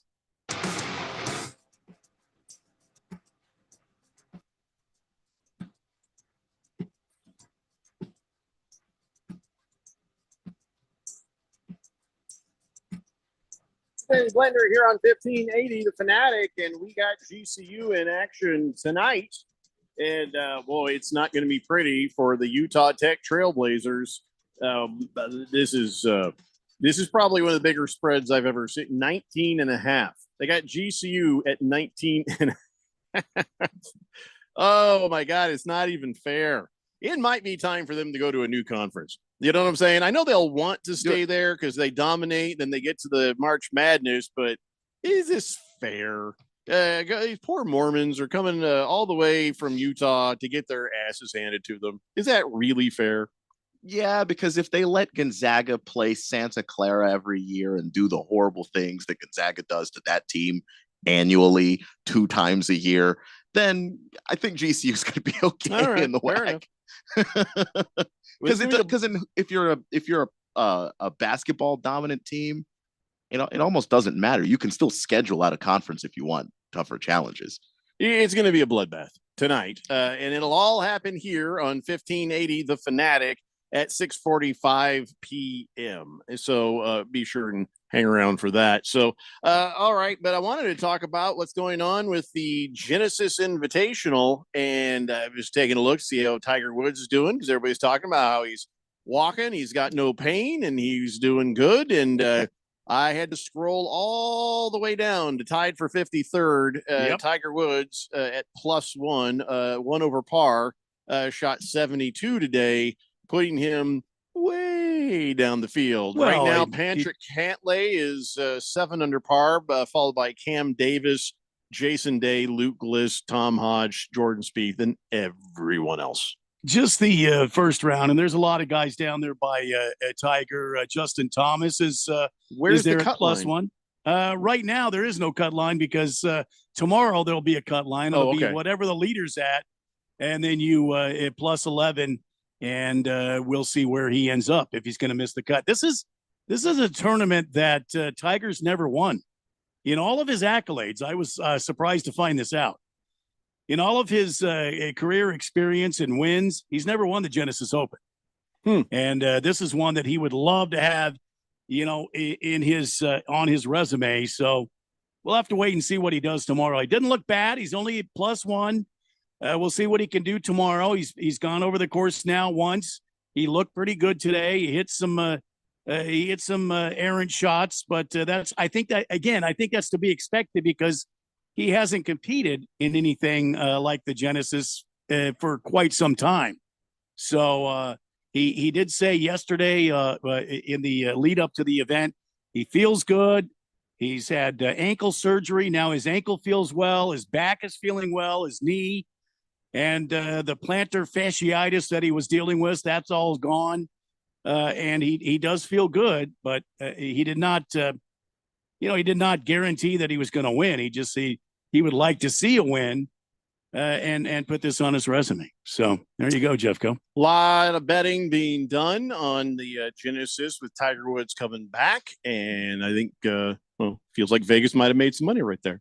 Anyway, we'll keep an eye on that tomorrow and the next few days. And hopefully Tiger will improve his situation. It's always more fun when he's golfing well. 888-368-1580. So let me check something here. I'm sorry. I got to just check. I guess I probably should have done this before the show, but it's occurred to me. I don't know if it's on here. Cornhole. Yep, there it is. Not a sport. Correct. It's already been established by the Daily Blender quite some time ago. That cornhole is not a sport. It's a fun thing you can do. There's people who can make money at it. There's people. It's a game you play, but it's not party a game sport. It's just not a sport. Well, this is a sad thing because now people are going to see this and go, see, it is a sport. No, it's not a sport. I don't care what you say, but 2 kids from Colorado were just awarded the first ever athletic scholarships to play Division I cornhole. Oh no. I don't care if you put Division I next to it. I don't care what you say. It's not a sport. Oh no. Jason Remick and Gavin Harmon from Colorado went to Thunder Ridge High School. That is a cool name for a high school, isn't it? Thunder Ridge. I guess they have a strong cornhole program or something. I don't know. But these are a couple of cornhole prodigies. They won the first ever high school championship together in 2021, and then another one a year later. National Signing Day last week, they signed letters of intent to play D1 cornhole for Winthrop University in South Carolina. School hasn't said how much the scholarship is, but it's not a full ride. So they'll have to find maybe some NIL money for the cornhole. Well, maybe they'll, on weekends they'll pick up some cash, out there wrangling hustling. Wrangling some poor guys on a game of cornhole at some. Oh, what's this? How do you play this? This looks interesting. How do you play this? Hey, are those bean bags that you're throwing in the hole there? Yeah, maybe we should put some money on this. Oh, I don't know, mister. I don't know if we should do that. Yeah. And then okay, and then they take their truck. So a couple $100 later, but it's still not a sport. And I guess this could be a nationwide thing here. And I don't know what's next. Pickleball. Ugh. Jeffco. Speaking of pickleball, I moved from YouTube TV. Oh, okay. And, I've gone over to the FooBar, and on the FooBar, one of their channels. I'm not joking here. Pickleball. The whole channel? 24 hours a day, 7 days a week. Pickleball. It's like having a shuffleboard channel. Well, they have not one, but two. The tennis channel. The tennis Not channel, one, but two. They have two tennis channels and one pickleball channel. Yeah, they got tennis channel, and then they got tennis channel 2. It seems like you more of those than you would need. And then you got pickleball Mm-hmm. on the FUBAR TV. So then why don't you have a shuffleboard channel? It's the same people playing. Why are you not serving the same people? I have not gotten into the whole lineup yet. There may be a shuffleboard TV. You know what I like about YouTube TV? I was able to go down and pick which stations I'll actually see and which ones are hidden from my guide, so I don't accidentally waste part of my life seeing it. And so if Fubo, I think it's Fubo. I would see if they have the same ability. So you don't have to see that, because every time if I was flipping through and I saw that, I'd be like, yeah. Well, I mean, this weekend I plan on taking some time and actually, really diving in and see what this is capable of. But the FUBAR TV has pickleball TV. Woof. Is there a cornhole channel? I've not seen a cornhole channel yet. Yeah. Well, I guess they got a channel for everything, huh? All I know is last night I watched the Phoenix Suns and the Arizona Coyotes on my TV. Yeah. There you go. Good for you, man. Swazman says, Ninja Warrior is Olympic sport eventually. I hope not. That seems like fun, though. Swazman says, is 3-on-3 basketball, if that ended up in the Olympics, then cornhole will end up in the Olympics too. Guaranteed. Why? 3-on-3 basketball is basketball. Yeah, that's an actual sport. It's just three guys, yeah. But it's still a sport. Yeah. But isn't 3-on-3 basketball just like a half court? It's not a whole court, right? Doesn't matter. It's still I understand. Yeah, it's just half court, I'm not saying it's not a sport. I'm just saying okay. that's like a half court, though, right? I mean, they don't. Yeah. There's not like six guys, 3 on each team, running up and down a full court. Right, or you don't go up and down. You take it out. Oh yeah, we're going to take it out. Touchies. All right, touchies, and okay, I got you. Cornhole is a popular sport in San Francisco, says the historian. It's a popular game. T-Licious says, he's still on the Las Vegas thing.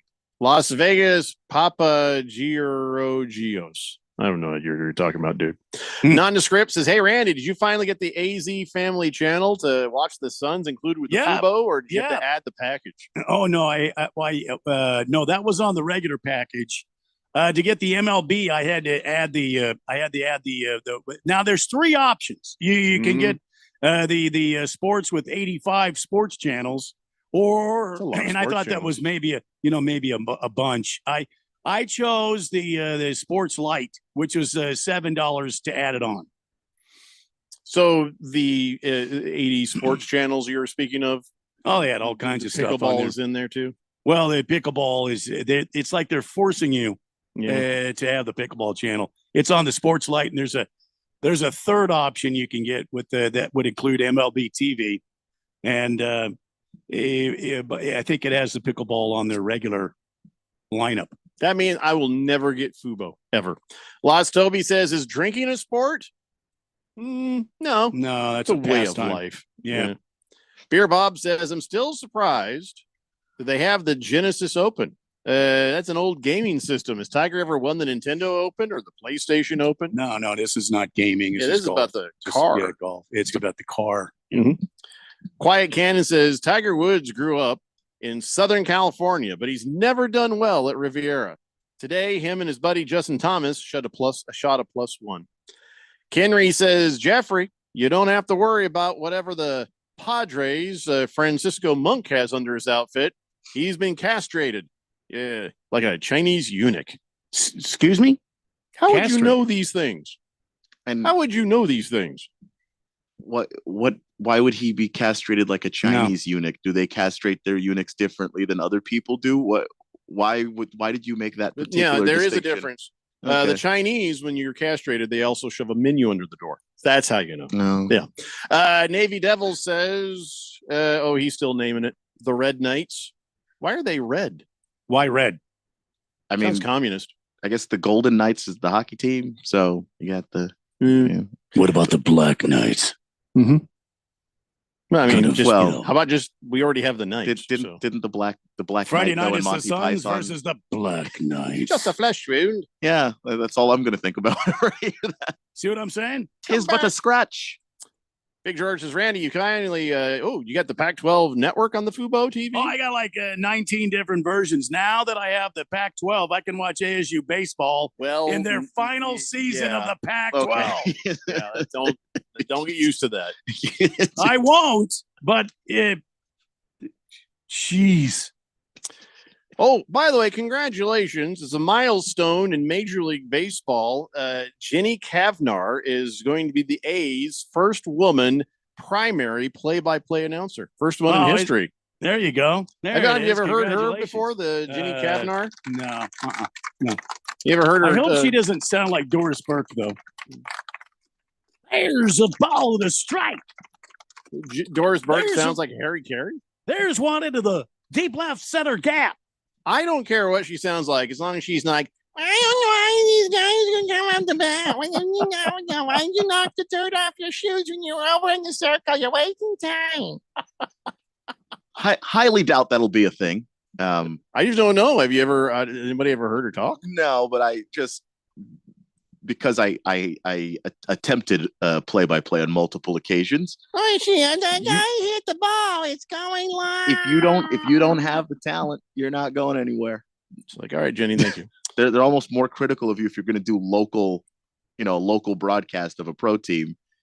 That you almost have a higher hurdle to clear than some of these national guys. She might be. I think she's going to be good. She's 5-time Emmy Award winning Jenny Kavnar.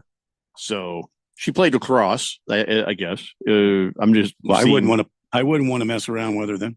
Do not mess with her. Right? She grew up the daughter of a baseball coach. She's loved the game since a young age.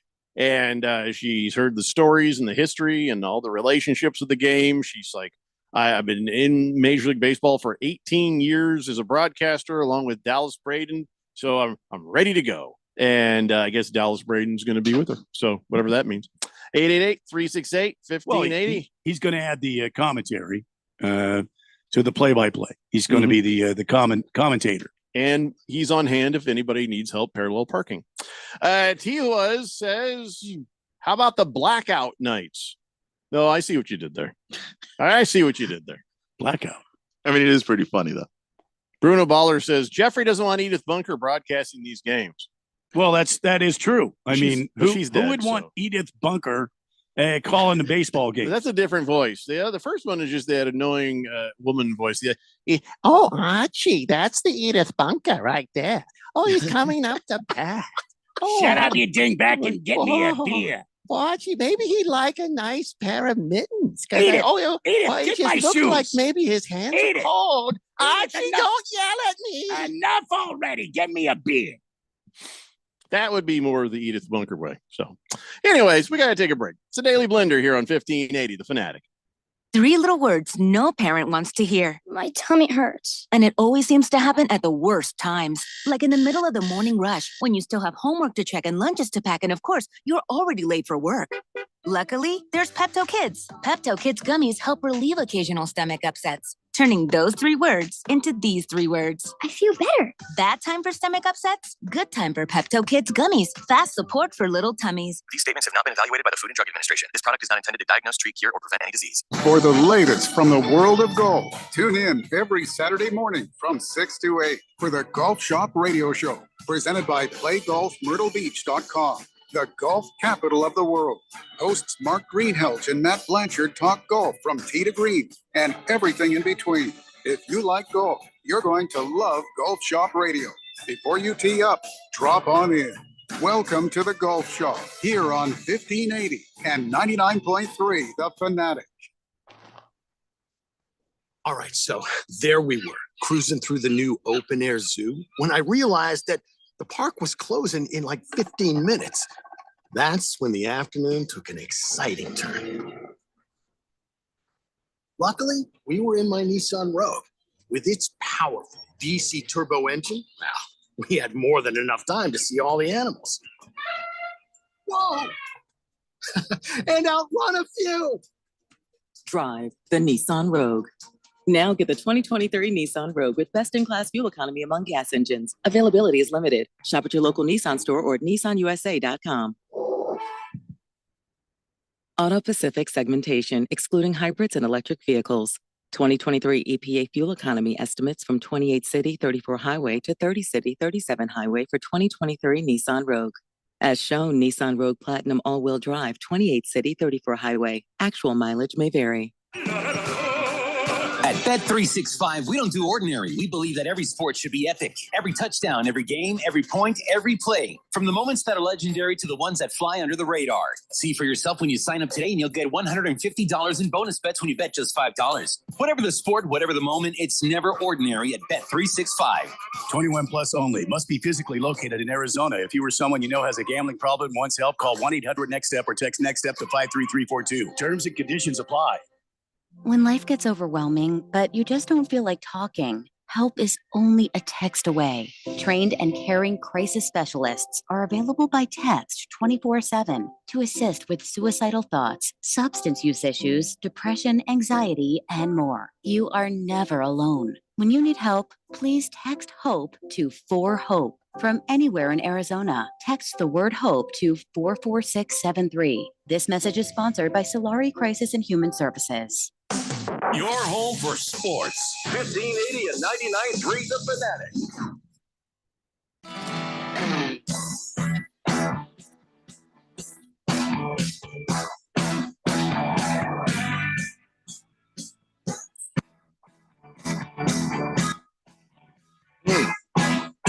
Daily Blender here on 1580 The Fanatic. Boy, I wouldn't had to refer to the sports, not a sports, guide for quite some time. But now I got to check something. Where did we come out on high diving? I think we said that's an athletic competition, but not a sport. Yeah, yes, I think you're right. Judged, I think. Is yeah, because it was judged in So, all right, I just wanted to check that. But I'll at least give a congratulations to somebody doing an athletic competition. 100-year-old fella just did a successful dive at the World Championships. What kind of dive did he do? With a diving board. I don't know. Just very well. 100 years old. His name is Tagi Askar. He's from Iran, and he chucked himself off the diving board, and there was quite a bit of splash. I'm not going to lie to you, but since there was no one else competing against him, he wins. Listen, just 100 years old, jumping off, and he was wearing an epic Speedo. Seriously, I've never seen a 100-year-old man in a Speedo before, and I don't feel better for having seen it, to be honest, but I guess he hasn't dived for 73 years. 73 years ago. He has not dived since 73 years ago. He competed in the first ever Asian Games held in New Delhi in 1951. He won 2 medals at those games. And before he came back just this week, he's like, Iran used to be a powerhouse in diving back in the days, before all the changes. And he said, 1951, we were it. He said, but then by the time the games were held in Tehran in 1974, the Chinese swimmers, they really improved quite a bit, and we just couldn't catch them. And, but still, it was an interesting little bit of history, but 100-year-old man diving in the water, walking around in a Speedo, and he looks like he's like 70. He doesn't look 100 at all. He could have just died just doing that. Yeah, not diving, putting on the Speedo. Could have been. You're 100. You're 100. You're 100. Like just about anything. Do it. Look, if you miss that strap and you hit something, bam, down he goes. Yep. So that was brave all by itself. Yeah. Anyways, to do it, and you haven't done it since 1951. Yeah, that was impressive. Yeah, that's just impressive. So, congratulations to him, and please don't ever do that again. for many reasons. No, I mean, dive if you want, just maybe not a Speedo. Just think That about was the my rest of biggest us. reason personally. Board but shorts, man. Board shorts. Think about the rest of Look, us. you don't really need to be aerodynamic. It's not a competition. You're just No, nobody's competing with you. You could have jumped in fully clothed. it really wouldn't that's have made true. a difference. Yeah. I don't want to see 100-year-old man sitting there shaving his legs saying, "This will help. This will help."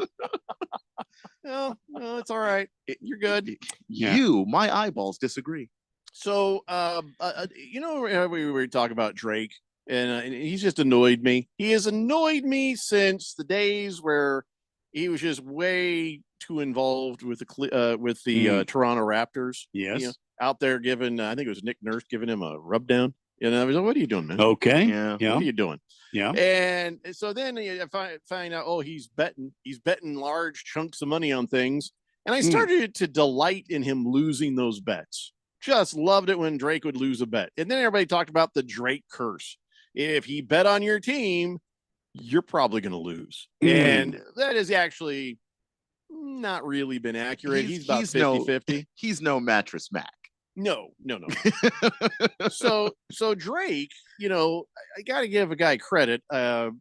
Drake made a fan pretty happy the other day. He was in St. Louis on Tuesday, and he's up there doing his Drake thing, which I don't honestly know what it is. Seems like anybody that's going to tour the country would go to St. Louis on a Tuesday. Anyone. Yeah. If you're you're going to try to fill out the schedule, it may as well be Tuesday. All right, if we have to go to Vegas or to St. Louis, I want to do it on a Tuesday. Yeah. So here he is. He's on the stage, draking it up. I don't know what he does. And so he looks at it. He sees a sign that says, "Please help me with my surgery." And so he goes, I don't even know how he sounds. So he's like, "Yeah, I don't know what kind of surgery you need, sir. I really don't. But I'm going to tell you, for me, you, St. Louis love, we're going to take care of whatever that surgery is." And so Drake has decided to pay for the man's surgery. And I'm like, well, that's really nice. That was awfully nice until I found out there is some fine print. One condition. Next time Drake is in St. Louis, this guy has to come to the show. Why would you put that condition on? Why would you? It's going to be a Tuesday night. I mean, it's not going to be like on a weekend. I mean, true. Yeah, hell of a way to spend a Tuesday night. Go to the Drake show. It's a work night. Also, you don't know if this guy has enough money to save up to come back again. What if he has to sell in Oregon? It's like counterproductive because Drake concerts are not cheap. Have you been to a Drake concert? No, but he's a pretty, popular artist. So what are his songs? I don't even know his songs. Would I know his songs? You probably wouldn't. Is he good? Is he good? He legitimately, is he good? He has hits. Do you like him? Do I like him? No. But that doesn't. He does have good songs. I just personally am not a fan of Drake. I just don't like his whiny music. That's all. I think his music is whiny. I think he's the reason. Okay, so this is just my personal opinion on Drake. I'm sure that I may anger somebody in the process of saying this, but the reason we have mumble rap is Drake's fault, and I'll die on that hill. Wait, he's mumble rapper? Not quite, but he got us to mumble singer. We don't rap. We kind of sing rap. And then from there, we were able to get to mumble rapping. This scourge is his fault. I blame him entirely. And also, hey, don't if you can't keep rapping about how you can't you can't talk to women anymore. You're filthy rich, and you're with a bunch of them. Stop it. Just let it go, okay? You're not. That's why Drake's playing his concerts in the places like St. Louis on a Tuesday. Yeah, he tours everywhere. He just likes money. So I hear on Wednesday night. I heard last night he was in Paducah, Kentucky. Oh, Paducah! But no, you wouldn't catch me dead at a Drake concert because I don't like him. And you started hating him around the Raptors thing. Yeah, I've hated Drake his whole career.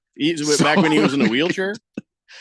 I mean, look, I didn't like that show either. So, How did he get? What did he get? A surgery? How did he get out of the wheelchair? no, it's just a character he was playing in. He was faking it.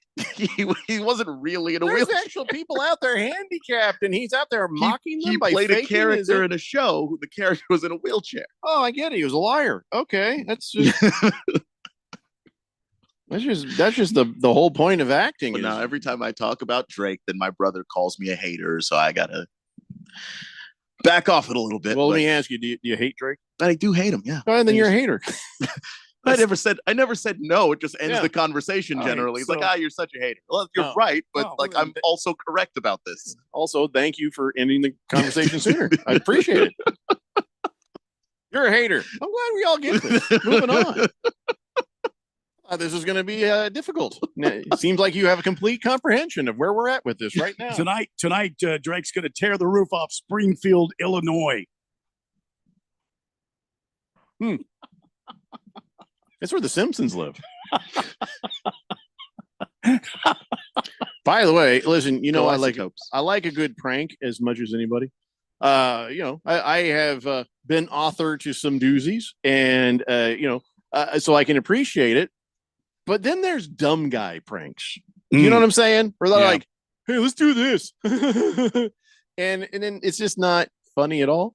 In Chesterfield, South Carolina, there are 3 county sheriff deputies who are now in jail No. because of pranks. Here's what they thought: "Hey, let's call the other police department. Say, hey, we found a dead body." Click.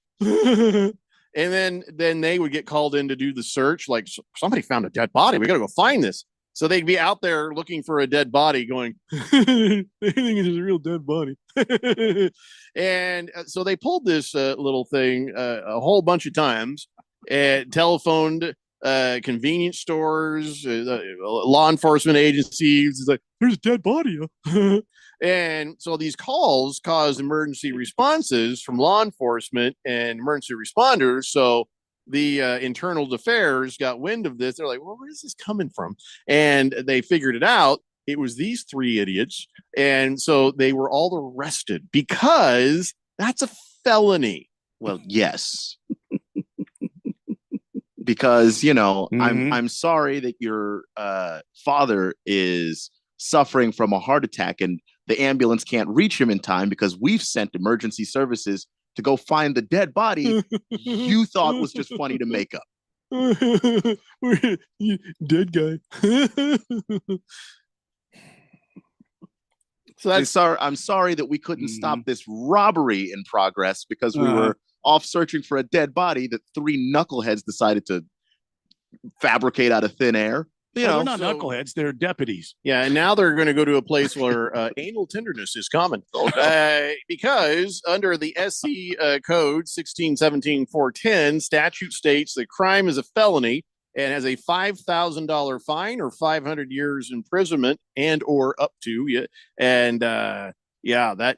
So they. Oh, by the way, former deputy. They've all been fired. Obviously. But it's just like, man, they were all, a couple of them had accommodations, and another guy had just gotten promoted. And then they find out, we just thought it was funny. It's just a dumb prank. And now they've just lost their careers and their freedom and some money.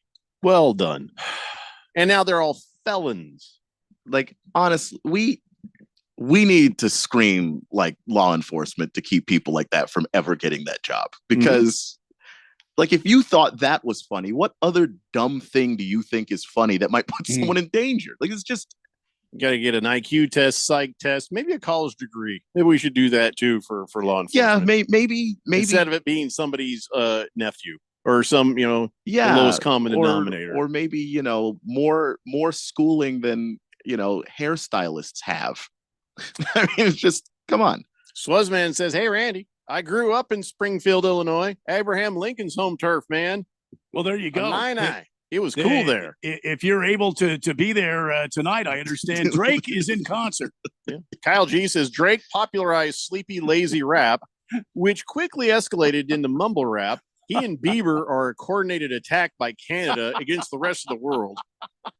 I don't Yeah, I disagree. keep forgetting that. Is Drake Canadian? He's Really? Canadian. He's absolutely Canadian. He likes to pretend to be American. He's Canadian. Oh boy. Cesar Viking says last time Drake was good, Brett Favre was still slinging touchdowns. As a Viking, yeah. Quiet Cannon says Vegas Ballers. Okay, we're not doing that anymore, guys. SOL. If we were, we would certainly not call them the Vegas Glistening Bare Breasts. I think I know what's on your mind, SOL. And Glistening what? you Take need care of to that go yourself. You know, just hit some happy hour and meet a girl, I think. Slow Mo Zoe says the Nevada Rattlers. I don't know. Is there a lot of rattlesnakes in Nevada? I don't know. Oh yeah. yeah. So I've heard. Well, whatever the case. When we come back, hey, what do you say? It's been a minute since we've talked some NFL football. Some stuff has happened. Well, not a whole lot, but some stuff. Yeah, a couple things here and there. We'll talk about that when we come back. Manitoban Moose, who is Canadian, says, hey, don't throw that Drake thing on us in Canada. We don't claim him either. Take him back. It's a Daily Blender here on 1580 The Fanatic. This is a special alert to all Americans who own a vehicle with less than 200,000 miles with an auto warranty about to expire or with no warranty coverage at all. Due to a decline in the economy, CarShield is announcing a low-cost month-to-month vehicle protection plan that is now available to the public to save any driver out-of-pocket expenses on future auto repairs. Call now to find out how you can pay almost nothing for covered auto repairs. Yes, you heard that correctly. Pay almost nothing for covered auto repairs. An open phone line has been established for all drivers to call for a free quick quote. Call 800-632-4055 now. Drivers who are covered will not have to pay for covered repairs again. This protection plan is at an all-time low. Additionally, drivers who activate this vehicle protection today will also receive free roadside assistance, free towing, and car rental options at no additional cost. Call us for your free quick quote today. 800-632-4055. That's 800-632-4055. What do you have to lose? Call 800-632-4055. Again, 800-632-4055. Come join American Furniture Warehouse and see our amazing deals on sofas, sectionals, recliners, bedroom furniture and mattresses, dining room furniture and accessories. AFW has the latest styles, largest selection, and lowest prices anywhere. Our warehouses are full and ready for you to take your new furniture home today. At American Furniture Warehouse, you'll find the perfect items for your space at a price you'll love. Visit one of our 3 Phoenix area showrooms or shop online at afw.com. afw.com. Timmy, everybody. Great job. Next up, we have Samantha. 10 times better performance can make a big difference. Castrol Edge Motor Oil gives your engine 10 times better high temperature performance. Castrol Edge, better oil for maximum performance. Now through March 4th, get 5 quarts of Castrol Edge or Edge High Mileage Full Synthetic and an oil filter for $36.99. Only at AutoZone. Claim based on Sequence 3H test versus API SP test limits. 80% of youth in Arizona don't drink, smoke, or use drugs. Want to know the reason why? It's you. Kids say not disappointing their parents is one of the main reasons they choose not to drink or use drugs. Visit TalkNowAZ.com because while you might worry you aren't getting through, you are. Keep it up and stay up to date about the latest Arizona drug trends at TalkNowAZ.com. This message is sponsored by the Substance Abuse Coalition Leaders of Arizona. Hey, Ralph, got another solar question for you. Okay, but did you check out the Harmon Solar Podcast first? The what? The Harmon Solar Podcast. We put new episodes up twice a month that teach you all the things you ever wanted to learn about solar. We discuss things like how solar works, the roofing, sales process, demand management, everything solar. Show like this needs some real smart thinkers, huh? Well, yeah. So you got some really great guests then, huh? Almost every show. Is it on Spotify? Yep. iTunes? Yep. Just search it everywhere. It's the Harmon Solar Podcast. Go check it out at harmonsolar.com. KQFN Tempe. Also transmitting on K25CD Phoenix at 99.3 FM. And K2.4 Rollins Hills at 95.9 FM. It's time for the third hour. People settle down because it's time. For what? Showtime. When does it start? Right now. 3, 2, 1. Let's get on with the show. Let's do it.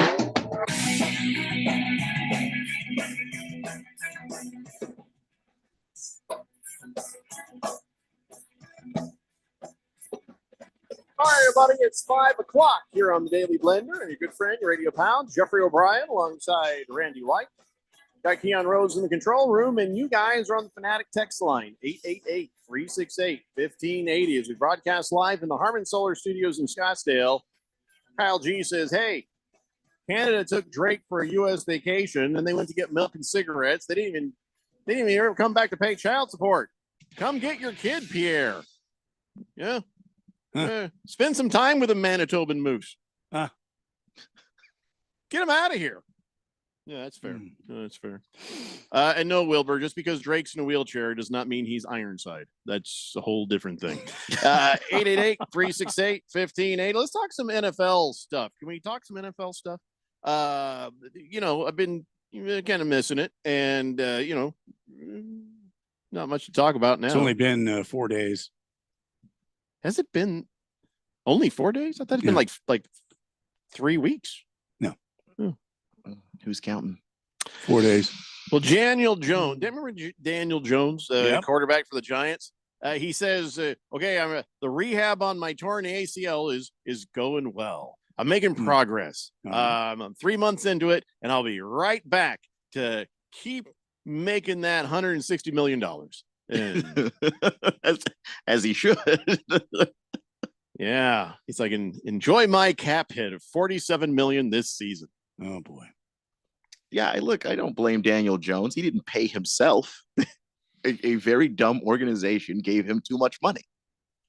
So Daniel Jones, man, we might be at the time of year where we start looking at worst contracts ever. I mean, one of the worst was, who was it you guys paid? The Arizona Cardinals paid a ridiculous amount. It wasn't actually that much. It was just that he never even played. Was it Mark Sanchez? Or who was it? Who was that? You know what I'm thinking of. Who was that, Randy? Oh, that was not Sam Kevin Bradford. Cobb. Sam Bradford. Yeah. There it is. Sam Bradford. Crazy Eyes Bradford. That's right. How much did he get out of the Cardinals? Because this is what Daniel Jones is starting to smell like. Well, it was a $20 million. It was 1 year, $20 million deal. All right, 1 year, $20 million to do nothing.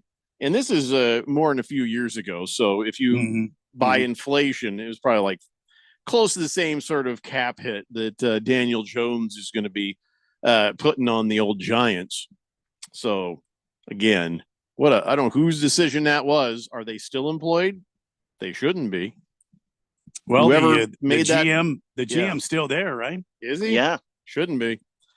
That dude should be fired already. I don't think that's one of the worst contracts ever, though, just because one of the worst contracts lately. Yeah, but it might be one of the worst contracts the Giants have ever signed. I mean, they're usually an organization that makes better sense than that. But, people have it in their head that you just got to pay the quarterback. You don't pay running backs. And they got it in their head that they had to pay Daniel Jones. I would argue that, yeah, there are situations where you pay the quarterback before you pay the running back, and that's most of them. But when the quarterback is Daniel Jones, that's not the situation. You don't pay him before you pay Saquon. I wonder if they know now how wrong they were. Well, they got 35 guaranteed for him this year, 35 guaranteed for him the next year, and then 37 guaranteed the year after that. Fun times. I wish I were Daniel Jones. Me too. Scratch me because says, hey, by the way, from the last hour, the reason the 100-year-old diver had to wear a Speedo is because if he wore board shorts, his walnuts would be hanging down to his ankles. That's a good point. But a lot of times, maybe he spared us. Yeah. They got swimsuits with that little net underwear that's inside. That's true. He could have worn those. He could have worn those. He wanted to wear a Speedo. That was his choice. Always a solution. He very intentionally wanted to wear that because if he didn't want to wear that, he would have worn something else. Yeah, well, he's like, I'm going out sexy. That's what I'm doing. You're 100. Who's going to tell you to stop? Well, as far as 100 goes, you don't have much competition. He's probably the sexiest 100-year-old man. Oh, by the way, we now get an answer about how the Seahawks are going to look next year. Geno Smith. Remember, he had that $12.7 million in his contract that would become fully guaranteed on Friday. Oh, yeah. Well, they have informed him today, you're staying on the roster, pal. You're going to get that money. That's right. You're going to get your $12.7 million of injury guaranteed, fully guaranteed money. Yeah, you're our guy. And they're thinking that, the way things are going with quarterbacks, and he did pretty good. They're like, we got to pay this guy what we promised him. Let's keep him around. And I don't know if they're still looking to trade him. I don't know if they would. I mean, if you traded Geno Smith and he came with a $12.7 million price tag, that's not too bad, is it? No, no, that's not bad at all. That's a really good deal, honestly. So it didn't really hurt the Seahawks, and that doesn't mean they're locked into him. They've just decided, all right, buddy, you're getting your money one way or the other. You get your money. It's this year and then next year, and I believe that deal is up. So it's not. They're I not like stuck that with idea. it for a long time. Let's see. Pete Carroll's gone. They still have old what's his name as the quarterback. Geno That Smith. means they're not going to be able to pay a bunch of guys on the defense. I like that idea. That's good. That's I good. know you like that idea. Congratulations, and Seahawks. I like that. And you've got 2 years to find his replacement. Yeah, 12.7 million is not that much. That's good. as far as the cap good. goes. Great. Fantastic. All So right. if your quarterback is being paid $12 million and you can't pay the players on your defense, you are a bad GM. Wait a minute. What? That is a nice change from what what I've been hearing about with the Jets owner Woody Johnson. So Seattle says, you know what? Thanks, Geno. Here's the money. No matter what happens, we trade you, we keep you. You got your guaranteed money. Jets owner Woody Johnson is like, why is Zach Wilson here? What the hell is happening? Yeah. He's like, you know what? We need a backup quarterback because we didn't have one last year, did we? Well, you had Zach Wilson. You shut your mouth. Woody Johnson just ripped Zach Wilson up, down, side, the other. He says, the discussions I've had in the last couple of months, they've seen me about as mad as I can be with what's going on. He says, we all have, we have all this talent, that we have to deploy talent properly. So that's what I've been trying to tell them. But yeah, Aaron Rodgers goes down, and we don't even have a backup. That's most teams in the league. Well, you had Zach Wilson. Shut your mouth. Don't even say his name out loud to me. You didn't even pay him $1 million last year. So the thing is, Woody Johnson basically just doesn't even want to see Zach Wilson ever again. Kind of fed up with Zach Wilson. So Tim Boyle. Yeah, it's just like you're tired of seeing Zach. What is your plan at backup quarterback, Woody? Well, here's my question. Where are the Jets on the draft order? They've got to be mid-range, right? They're 10th. 10th. Oh, that's probably in range. Maybe trade up a little bit, get yourself a new quarterback who can sit behind Aaron Rodgers. Because even Aaron Rodgers is like, I don't know if I've got a year. Maybe I'll have a week. I don't know. So he's not going to get mad. I only had 3 snaps last season. He had like a couple of minutes. So yeah. So I mean, that's the Jets have got to do something. I mean, he's right though. He's like, we got to produce this year. You got a talented staff, minus quarterback. You got, and if Aaron Rodgers, well, great if it works, but you had to wait an entire year for just a chance to do it again with Aaron Rodgers. Have we heard about his progress? You don't even know. You don't even know. Watch Aaron Rodgers. This is the kind of guy he is. It'll be, it'll be like Andrew Luck. He'll just walk off the field during preseason and be like, I'm out of here. I don't think so. I think Aaron Rodgers likes everything to be about him. And if he were to come back and have a great season, that would be right up his very egotistical alley. Well, he was back before the end of last season. He was back. He was throwing on the sidelines. He was participating in practice. I mean, they didn't put him back in the game. Strength. He just tossing the ball. But because he got hurt so early, he will be ready to go by. I was going to say, I thought he was freed to do full practice.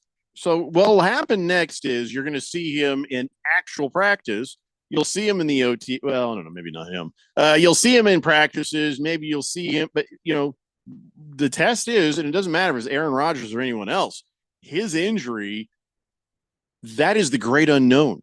He could still not come back from it. You know Well, what I I mean? It could you get out there was and it- try it out, and then Wasn't he cleared? He was cleared to play. They put him back on the roster. cleared to before the- practice. Yeah. Oh, and then you know what it was? That's just a dumb ego thing. Nobody ever thought he was going to play, and the Yeah, he doctors wasn't- wouldn't want him to play. He wasn't in danger of ever actually playing. But as far as his rehab goes, it's going pretty well from where we saw him last. I'm not denying that. Yeah. What I'm saying is that tendon hasn't been tested, and you could think, okay, we're looking good, everything's great. He gets out there in the game, and it just goes again if he puts the wrong kind of stress on it, and or he gets out there and it just never feels right. It just never works right. I for think him. that seems to be more likely just from how he plays the game. He's a more mobile guy. He extends plays, with his legs. Easy to do when your Achilles is functioning. We'll see if it is when next season. Mr. Wilbur says Aaron Rodgers has to play.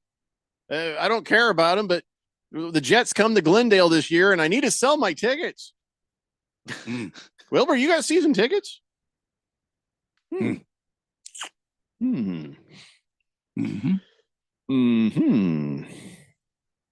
Randy hates when you do that, by the way.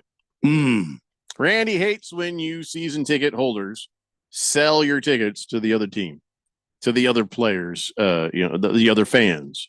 Well, I get it from Wilbur. He can't see anything. Yeah, Why go to the I was game? waiting for it. They can just show up and say, I'm a Cardinals fan wearing complete Jets gear. Oh, yeah. And Yeah. Wilbur's like, sounds good to me. Here you go. It's a good point. I don't really blame Wilbur. I mean, Yeah. No, that's fine. I wouldn't have a TV in my house either if I was Wilbur, but that's just me. Yeah. I think we This are was- his TV. I think you're right. Yeah. So remember Bill Butt Chin O'Brien? Yes. Remember that guy? Yep. Yes. Yeah. The chin dimple. Yeah. I don't know how he did it. I don't know how he ended up with it. How he did what?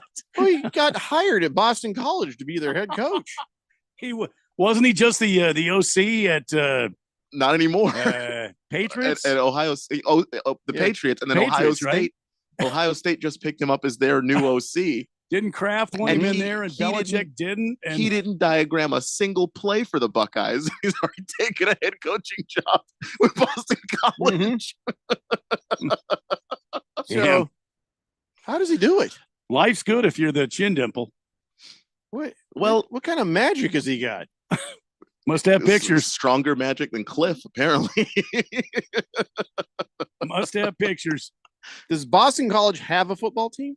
They do have a Yes. football team. Yep. Oh, okay. Yeah. Yeah, Oh, no, yeah. they're not scamming them. That's a real football team. They Yeah. ain't won 8 games since you were in college. I mean, And they won't win 8 games again. Though if they do, he can have that job as long as he wants. Well, that's true. It's what people always used to say when I was in SEC country about Kentucky football. They want to see if they can hire a better coach, but the guy that's there wins 10 games a year. is They this, got no reason to fire him. is this a true statement?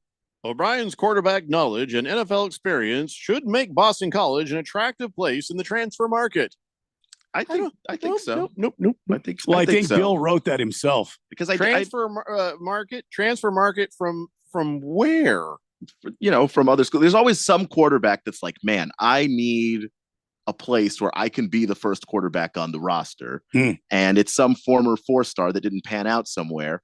And they show up. And if you have quarterback guru attached to your name and he's one of those guys, then yeah, that's that works for people. I see how he got the job. His wife is a Boston College graduate. Well, that I assume that doesn't hurt. The thing is, though, I don't think that Bill O'Brien is bad at coaching. Like when things really fell apart for him in Houston, it was when Bill O'Brien became Bill O'Brien, the GM. That he's very bad at.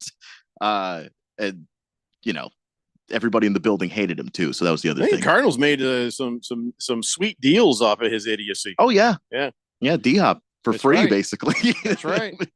Forgot about that. For about 10 nickels. Yeah. Well, anyways, the Magic Man is now the Boston College head coach. Scratch Me Because says Boston College. That's where Doug Flutie played.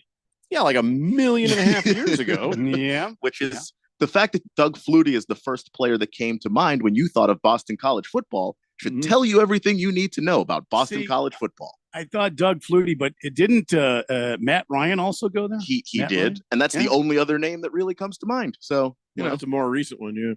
Bruno Baller, you are correct. Mr. Wilbur says, I really need to take Randy to a game. You'd enjoy my seats, Randy. I bet I would. We probably go someplace. It'll be outside. Somebody will have a TV sort of just out of reach. Why did I know you were going to do Crank it up. And Wilbur's like, I'm at the game. And his kids are like, oh, Dad is so sweet. He thinks he's at the game. Occasionally have somebody spill a little beer on him, that kind of thing. Hey, I would love to go with you sometime. A new texter, well, not really new. I've texted a couple times since April, says Matt Hasselbeck. Also, Boston College, huh? Hasselbeck. I didn't know that. Navy Devil says Ohio State signed two 5-star quarterbacks. So one's probably going to end up transferring. Okay. Makes sense because, you know, probably not the Boston College. Well, it depends on if that person wanted to be coached by an NFL coach. You know, I mean, Bill O'Brien did, at least as a football player, developed Deshaun Watson into a pretty respectable quarterback. And look who hasn't been particularly good since then. It's Deshaun Watson. So, yay. Swozman says Tom Waddle, former Bears wide receiver, he went to Boston College.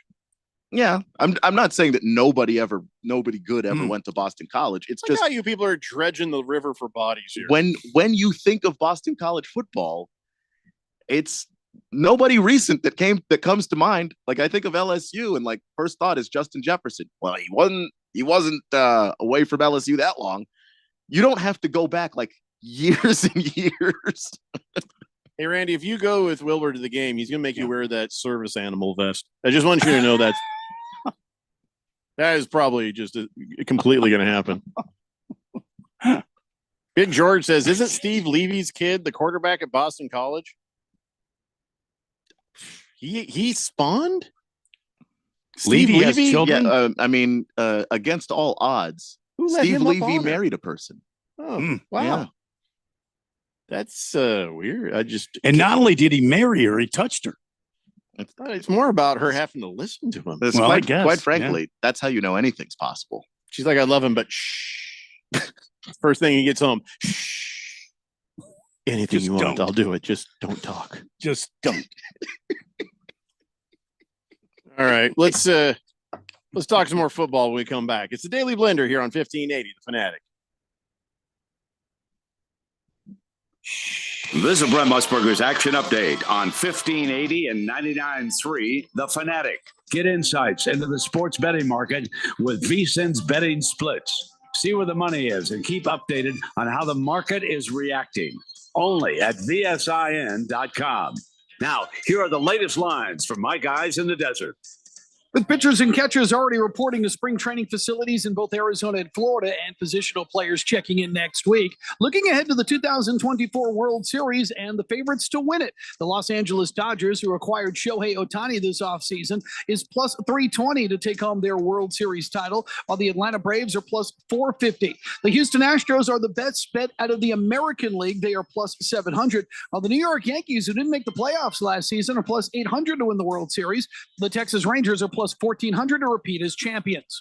I'm Tony Desiri with your VSiN Action Update on 1580 and 99.3 The Fanatic. Down could be a sign that your digestive system isn't working at its best. Taking Metamucil every day can help. Metamucil fiber powders help promote your daily digestive health using a plant-based fiber called psyllium. The gelling action of this special fiber traps and removes waste, so you can feel lighter and more energetic.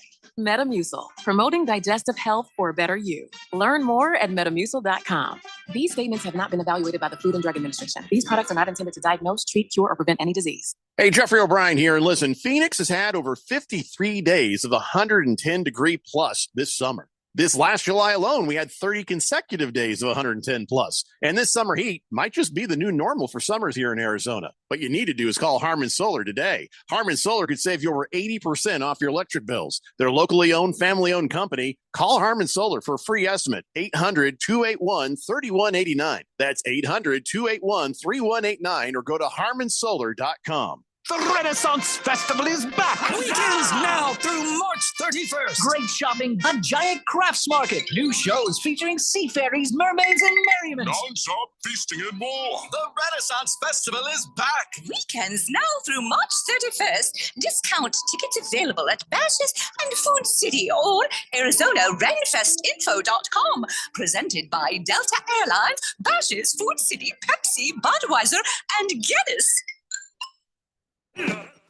At Bet365, we don't do ordinary. We believe that every sport should be epic. Every touchdown, every game, every point, every play. From the moments that are legendary to the ones that fly under the radar. See for yourself when you sign up today and you'll get $150 in bonus bets when you bet just $5. Whatever the sport, whatever the moment, it's never ordinary at Bet365. 21 plus only. Must be physically located in Arizona. If you or someone you know has a gambling problem, wants help, call 1-800-NEXT-STEP or text NEXT-STEP to 53342. Terms and conditions apply. It's almost time for Arizona voters to pick their candidate for president. The presidential preference election is on March 19th, and if you want to vote by mail, make sure you are on the active early voting list or request a one-time ballot by mail. Elections are independently managed by each Arizona county, so reach out to your county recorder's office before March 15th if you want a ballot by mail. Get more election details at arizona.vote. This message is sponsored by the Arizona Secretary of State's office. What's up, everybody? Nick Costos here, host of You Better You Bet, reminding you to check out the show. Now, why should you check out You Better You Bet? Because we bring you the most fun. We bring you the most insightful, the most entertaining show in the wagertainment world. From up-to-the-minute breakdowns of backdoor covers, bad beats, and the cheers and tears that come alongside them. Plus, you'll get the best betting analysis anywhere from myself, Ken Barkley, and some of the best minds in the sports wagering world. So tune in weekdays, noon to 3 on Arizona Sports Betting Station, 1580 and 99.3, The Fanatic.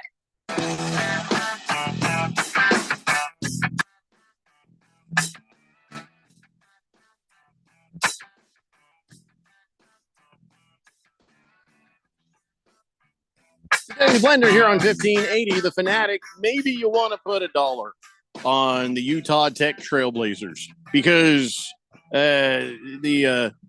the money line, it's plus 1,500. I'm just saying there's no chance that GCU is not going to beat them tonight at 6:45 p.m. here on 1580 The Fanatic. But, I'm just saying, I don't know. Crazy thing could happen. You don't want to bet against GCU. They're on a tear. They're doing great. Isn't that what you're suggesting, though? But maybe just, a just in case $1. I don't know. How much do you do if you do decide to bet like that? Like, all right, GCU is at minus 3,500. Okay. No point to betting on GCU. But if you put a bet on Utah Tech Trailblazers at plus 1,500, you're going to lose. But who knows? But just in case? Would you make that bet? I'm trying to see what are the odds that they cover the spread, because the spread is so 19.5. According to FanDuel or who? Just the last thing I saw, 19.5. I don't know what I don't know what it currently is right now. It's still 19.5. Yeah, but that's minus 110 for for the 19.5, because it's just such a massive spread. You'd have to think that they might be able to lose by 18 instead of 19 or something like that. I don't know. Yeah, probably don't waste your money. GCU is going to clean the floor with these guys. So Swazman says, Jeffrey, if you're betting like that, if you've decided to take that money and you're going to bet like that, you may as well just throw your money out of your window. Maybe throw it out the car at some homeless people. They'd love that logic. And, if you throw it at some homeless people, it might actually help them. Whereas, will the homeless people cover me at plus 1,500 though? I mean, I'll give them the bet, but I don't feel like they're going to pay it, That's kind of bad betting advice, man. And then I'll never find them. They're mobile. I don't know. Yeah. Anyway, so just forget I said anything. Don't bet on that. Don't bet on that. All right. So there's a lot of conversation going around right now about the kickoff and how nobody ran any balls back out of the end zone during the Super Bowl, and how the NFL is, kind of got a pointless play in it now called the kickoff. And, they're going to figure this out because what's the point? But, football, right? Football. So, the XFL kickoff rule was banded about, but there's no way they're going to get the votes for that. What was the XFL? Here's what it is. It puts 20 players, 5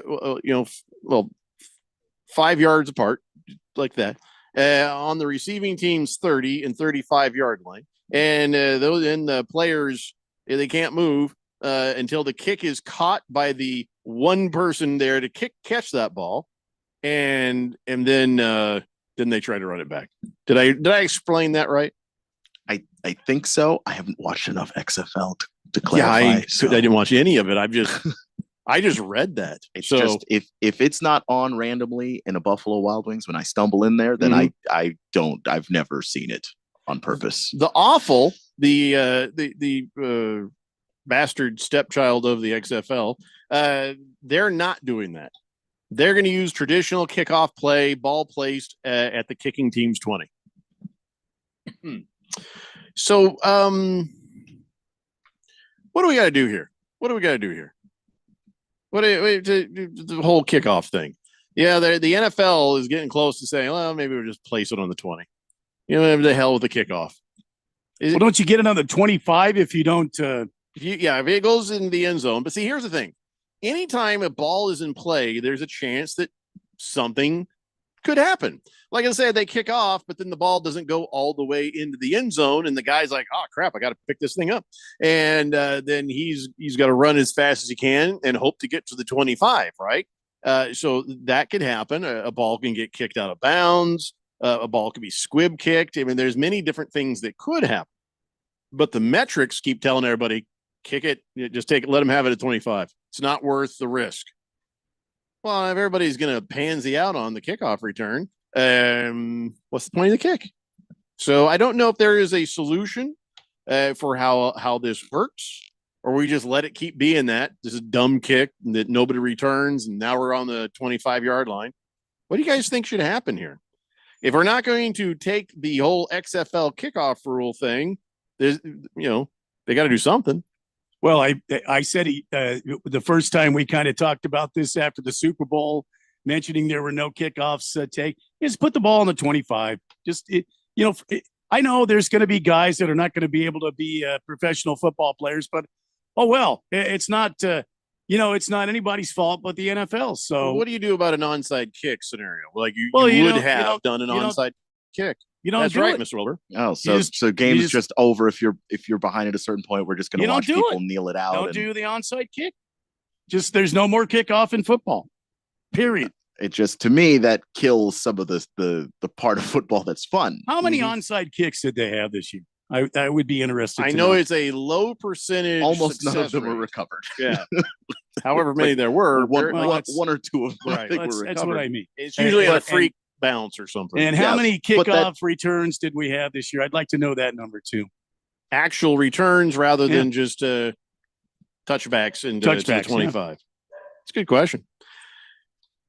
What do you guys want to see happen? I kind of like, just leave it in there. Somebody at some point will be brave enough again to try to kick it short and make them run, and use some strategy. In the onside kick, all right, it's a very low percentage play, but on the off chance it works, at least you had something called a chance. And also there are times where teams will surprise you with it. They'll come out at halftime and drop it, or if it feels like okay, we might be able to steal a possession before the half. How many times did they do that?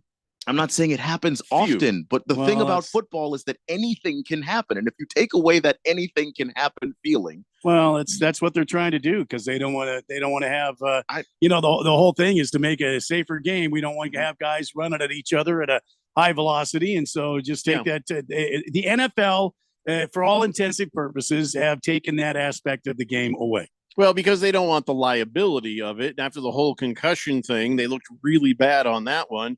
And so they're like, all right, so here's the deal. Kickoff return is the most dangerous play in football. And they're like, what we need to do is have fewer kickoff returns, and we got to slow down these high-speed collisions that cause the injury. So but I don't know if you can. And I mean, there's got to be another way to keep the kick in the game and keep that element of uncertainty, that element of anything can happen. It would also not end up destroying players. You know what I'm saying? There's got to be something. And I don't know if getting rid of the kickoff is really the best thing for the sport. Yeah, two kickoff return for touchdowns this year. How many were actually just even returned? You know, where like somebody's like, I got it, and they ran it. I'm not talking about punt returns. I'm talking about kickoff returns. So out of all the games that had kickoffs in it, 2 had touchdowns, were returned for touchdowns. Yeah. But you're not counting times where the kickoff is returned to the 50, returned to the opposing team's 40, and stuff like that. And I'm not trying to be the bad guy. I'm just asking questions. Yeah, I hope that's coming across. I'm not trying to say, this is ridiculous or anything. I would like to know what the numbers are. Well, you want to know what the numbers are because at some point you're like, then what is the point? Yeah, go ahead. Just put it on the 25 and stop wasting our time. Yeah, I guess we're that's just talking kind of what I'm getting at. We're just talking through it here. But I understand the strategy and anything can happen. And what if you're in a close game and you squib kick it and, you go down there and you recover the football? How exciting. Well, how many times did they do that this year? So team by team breakdown, the Packers returned the most kicks. They had 31 throughout the season. Then you had the Commanders, Steelers, and Jets returning at 24 times each. Bears returned at 23 times. Saints returned at 22 times. Niners returned at 20 times. Then you got a bunch of teams at 19, a bunch of teams at 18, and stuff like that. So teams are returning it. Clearly those numbers are kind of low for a whole 17-game season. Well, yeah. I mean, they're kind of low, but I mean, I guess there are teams more often than not that are returning it. So I guess right now you keep it in the game, but I mean, in the Super Bowl, the biggest game of the year, there were no returns. Well, it's all about the metrics, I guess, once you get there. Mr. Wilbur says, didn't somebody talk about having, instead of an onside kick, what you do is you place the ball at like the 35-yard line, tell the team it's 4th and 20, try to complete the play to keep possession. Otherwise, the other team gets the ball right there at the 35-yard line. I didn't think that was an onside kick thing, though. Yeah, I think to replace an onside kick. I think that is. I think the XFL was doing that, or one of the 2 leagues that none of us watch. Right, tried that, and people seem to like it. Yeah, it's interesting. I wouldn't mind seeing. I'd like to see it in preseason, maybe just see what it does. Yeah. Gamecock says using my free bets. Let's go USU. Who's USU? What? No, it's Utah Tech. It's Utah Tech. It's not USU. And if you throw what are you betting on, man? You throw $1 on that, you could win $15 if they do the impossible. The good thing he's using his free bets because I think he just bet on the wrong team. We'll never see that dollar again. Jonesy says a player almost died on the field during a routine tackle on a slant route last year. Getting rid of the kickoff, honestly, it doesn't solve much. It's just the sport. Yeah, they're just saying that of all the plays that happen, the ones where the collisions are the hardest, and this is an average. This is not, this is not the one with the hardest collision ever, but just over time, the most injuries and the most collisions, especially head-to-head collisions, are happening on kickoffs. That's the reason why it's kickoffs in particular, not necessarily punts, because you're actually not seeing that on punts. Quiet Cannon says one of the most exciting places in football or plays is a touchdown on kickoff or touchdown like a punt return. Rare, but exciting. Against the Spread says most teams execute the onside kick terribly. If you practice it right, though, the odds go way up to recover. You could swap out the onside kick for a 4th and 20 situation on that 35-yard line, though. Navy Devil says, makes you wonder if Devin Hester is the last kick returner to make the NFL Hall of Fame. Wasn't he the first? I would assume he would have going to be probably be the last anyway. I don't think he's the first. But he's definitely going to be the last because he wouldn't have had the opportunities to return the football the way he did if he played now. Big George says, actually, Utah Tech University is formerly known as Dixie State University, open, inclusive, comprehensive, polytechnic 4-year public university in St. George, Utah. I always thought it was weird. It was named Dixie State, like it was some sort of school in the Confederacy. Thanks, George. Thank you for that completely unsolicited rant about Utah Tech. Thanks, Big George. Gamecock says, let's go Utah Tech. Okay, he's just no. He finally found it. To be fair, you have to do a lot of scrolling on the app to go. To be fair. To be fair. And remember, I didn't tell you to do that. I just, I mean, like $1. I didn't tell you to. GCU is going to win. I'm just saying. It's like if you have $1 to burn on the off chance that, everybody shows up and they have COVID tonight, In the off chance. Yeah, it could happen. Anything could happen. That all of GCU has COVID. Yeah, every single starter on their team. Or they get stuck in the elevator. Half of their bench. Yeah. The starters are stuck in the elevator, but the bench is ready, and they're like, we got to do this. Okay. Swazman says Deion Sanders was better than Devin Hester.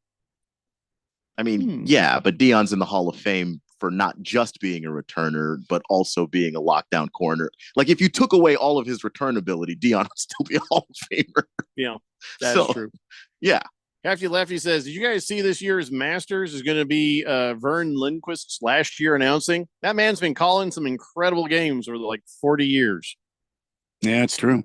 That's true. Yep, I did see that. All right. Did you see that it's time for a break? Also true. I did see that. It's very true. Mm-hmm. Yeah.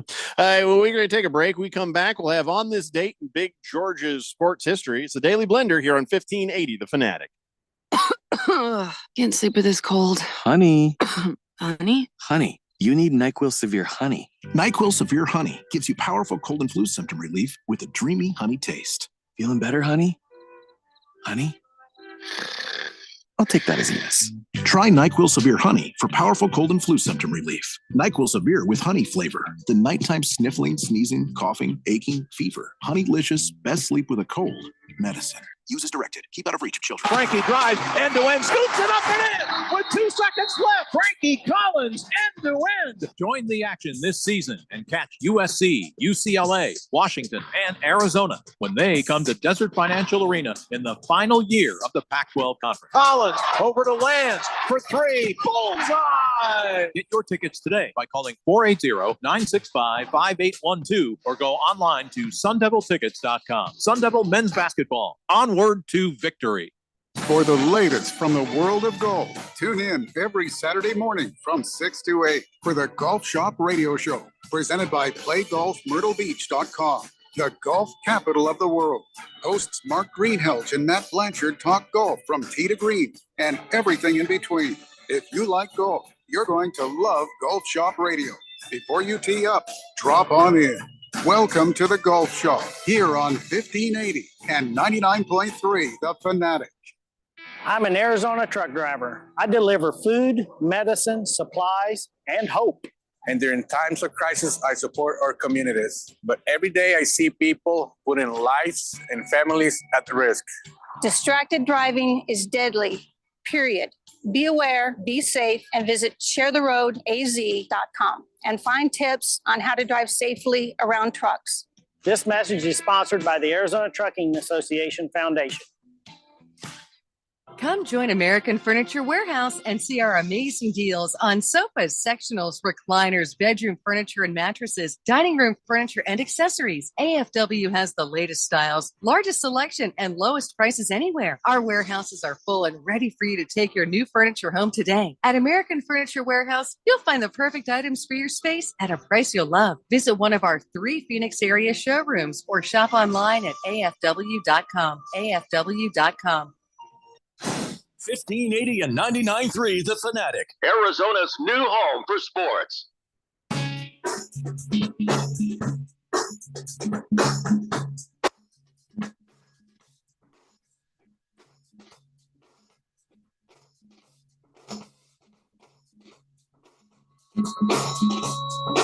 Today the blender here on 1580 The Fanatic. Didn't hear one single peep at the Super Bowl about the playing surface. Didn't hear one single negative thing. Sounds like they got it right. Sounds like everything was just fine with the grass and everybody was happy and all is well. The only thing is that, now that the off season is here and they're talking about it again, we want grass fields. The players overwhelmingly would prefer to play on grass fields. They say that the turf fields, we don't like them, and there's increased injury risk on those fields. So if you talk to the NFL players, they're like, yeah, how about we figure out how to make sure it's always grass? If you guys can do this for the World Cup teams, for the soccer teams that come and visit here, well, why can't you do this for us? And they're very unhappy and upset about that. But then a joint NFL-NFLPA committee, they have found similar injury rates on grass and turf fields in 2023. I'm like, that is interesting. The NFL, PA, and NFL together have said, yeah, we took a look at some data. It's all the same, whether it's turf, whether it's grass, there's no difference. And they only used one season to come to that conclusion? Yeah, and I'm like, wait a second, NFLPA. All your players are telling you, all the, most of the injuries that we saw to players, non-contact or even if there is contact, like Aaron Rodgers, that injury, was that on grass or turf, by the way? There's a good example. I think that was one that was on turf. I think it was turf because his foot didn't give. And also, I think that was a home game for them. Okay. Now that's a turf field. So that just seems kind of weird and hinky, isn't it? That the NFLPA is in there looking at data with the NFL and saying, oh, no, we're good. So then Roger Goodell comes out and says, oh, what you don't hear a lot is some of these players prefer artificial turf. Who? Nobody. What are you talking about, Roger? He says, no, you got other players who like playing on turf field because it's faster. So you got mixed opinions. We want to go on science. We want to go with what's best from the injury standpoint. So who are you paying off with the NFLPA to collude with you on these reports? Because there's zero. I want it to be true. Because I tell you what, it'd be great if they had the kind of turf that acted like regular grass, and you're never going to avoid every single kind of injury, but at least make it a surface that they're playing on that is not in the equation of why somebody gets injured. I also want them to show their work, because then you have to explain why other studies have found that more players get injured on turf rather than real grass. What did what were your methods there? Because it can't just be, we did a study, all good, and then you just walk off. But no, there's got to be a method to how you came to this that shows your data being different from everybody else's. Or did you just literally count the injuries in one season? Who is on that committee with the NFLPA and NFL, going through this?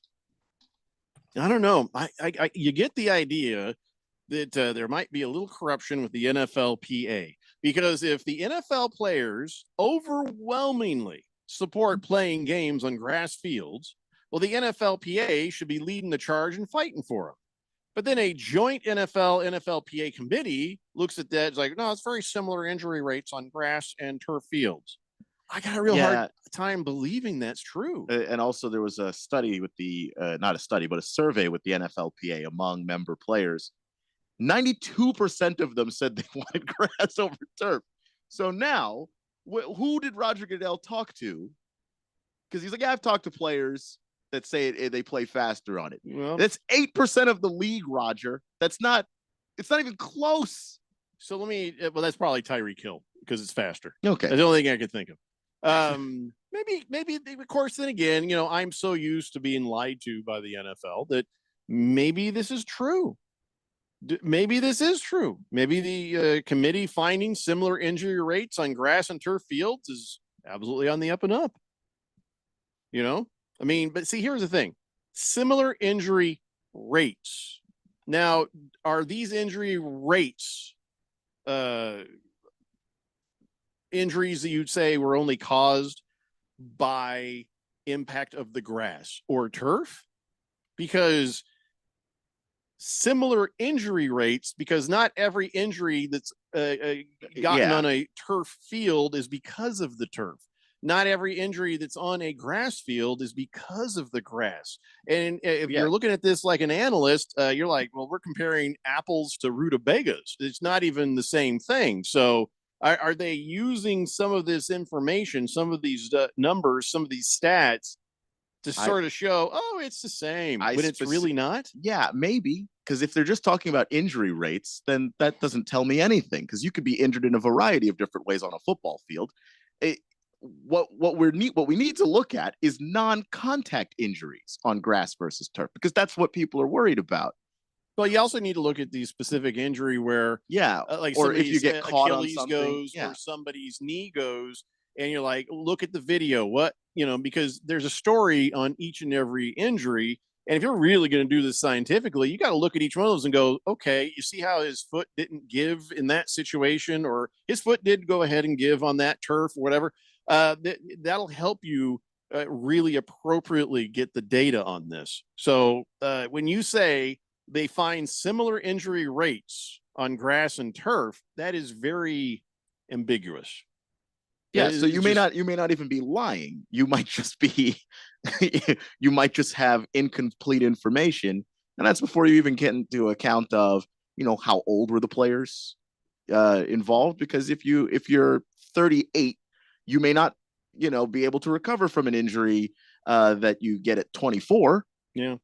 Well, I mean, they need to do a deeper dive on this. But when you see the NFLPA sort of going along, yep, okay, and just going contrary to what their entire membership, which are the NFL players, when you go contrary to what these guys are saying, something don't smell right. It just doesn't smell right. And I don't normally think that way, but the NFL has trained me to look for these sorts of things. Remember concussion? Tell the truth. That's just what I'm used to. Mr. Wilbur says, Jeffrey, are you saying? Yes, I am saying that, Wilbur. I am absolutely saying that. Wait, are you saying that players want grass? Smoke them if you got them? Not that kind of grass, Wilbur. You know better than that. Hefty Lefty says, Roger asked kickers and punters exclusively. That actually would make sense. Mm-hmm. That would make sense. Big George says, I feel like the NFL Players Association, those guys, is the weakest union in all of professional sports. MLB, NBA, NHL, they all have much stronger unions. I smell collusion. Do you agree with that statement? I do. Yeah. When it comes to whenever there's a lockout or some kind of strike, it just seems like the NFL, the players get so much less in return for how long they're holding out trying to get something than baseball players do. Like the baseball players don't want a cap in their sport, so there's no cap. Like that's it. Or in the NBA, they don't even have to wait till the CBA is up. Sometimes, if the players and the owners agree on something, they'll just go ahead and do it. Honestly, anytime we have a conversation about this, when I talk like this about the NFL, I feel like there's going to be a knock at the door, and I'm going to open it, and there's going to be a sweaty Roger Goodell who grabs me by the collars and says, "Why are you doing this?" Easy, Roger. Easy. So I just don't buy it. They need to improve the science of the turf. Somebody's got to be trying, right? What is the holdup on that? I don't know. I think they are, but it's just a process that they sort of tweak over time. Just they make changes like, okay, our turf is doing this. Because we've come a long way from the days where it was like the AstroTurf and that stuff was just essentially concrete. It wasn't even pretending to be grass. And now we are at something that can at least reasonably pretend to be that. So it's not like they're not working on it. But when they make any changes, it's not a giant rollout. You just make your little changes at a time as you continue to get more information. I will contend that there's probably already an even better version of turf solution that is just way more expensive. And that's why we haven't seen it yet. I mean, again, like you said, the NFL's kind of trained you on this. If the NFL has a chance to save money and they don't think anyone will notice, they'll put saving money over player safety every time. I mean, there's got to be some better technology than those rubber pellets that come sticking to everybody's sweaty arms and faces whenever they get tackled. Like, there's a reason why so many guys wear the eye shield. It's to keep it out of their eyes. It gets in there, and you're just like rubbing at your eyes to get this fake dirt pellet out. Desert Viking says, phenomenal show today, fellas. One of the funniest shows you've had in a while. Today? I thought yesterday was I kind of feel more like ridiculous. Yeah. You might want to go listen to the podcast from yesterday. From hour 2 on, it was... Well, at least fast forward past the first segment of the first hour, yeah. Yeah. Thanks for the laughs during a dark week in sports. It's almost Friday. Yeah, tomorrow is. Hefty Lefty says, you know what kind of field, doesn't have a lot of injuries? Mud. You can't tear an ACL when your foot's got nothing to grip into. You think there'd be less injuries if they played on a muddy surface? I'm intrigued. I mean, it would be a slower game, but I think there might be something to that. There's no way to stick in the ground because you're always sliding. A lot of groin injuries, doing splits. That's true. That's true. Probably get that to happen. But if you ask a player which one they would rather have, that or a torn joint, so somebody might say yes. Keep working the brain trust there, Hefty Lefty. Well done. Ladies and gentlemen, it is time now for On This Date in Big George's sports history. Back in the year 1932, Eddie Egan, as a member of the 4-man U.S. bobsled team, won a... hold on, stop the music. It's not a sport. Bobsledding is not a sport. We've already determined that. Bobsledding is not a sport. It's just gravity at work. Right? Didn't we say bobsledding? I'm looking at my list here. Third time I've referred to it. I believe we have said that. Yeah. Yeah. I mean, there's some dudes that push. It's basically like pushing a car that's out of gas. You know? Yeah. Luge, skeleton, also not a sport. Not a sport. Yeah.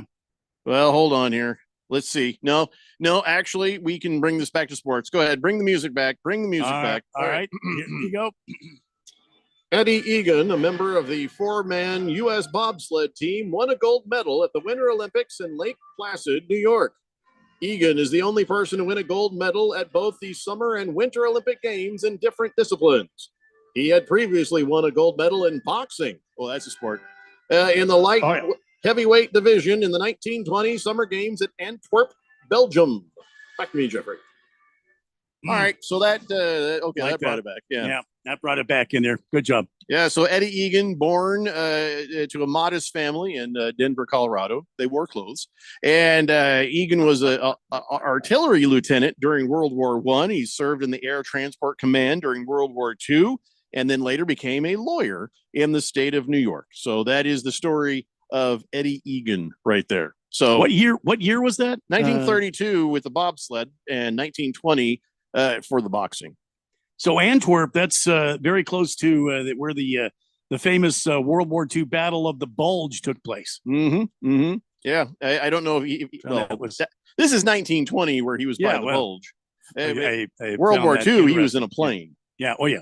So I don't know if he probably never even saw the Bulge. So Hefty Lefty says snow games and heavy rain games with mud are usually slower, so there's usually a lot less injuries. Plus, it's so much fun to play in the mud. Those big dudes are going to have the joy of Pop Warner back in them.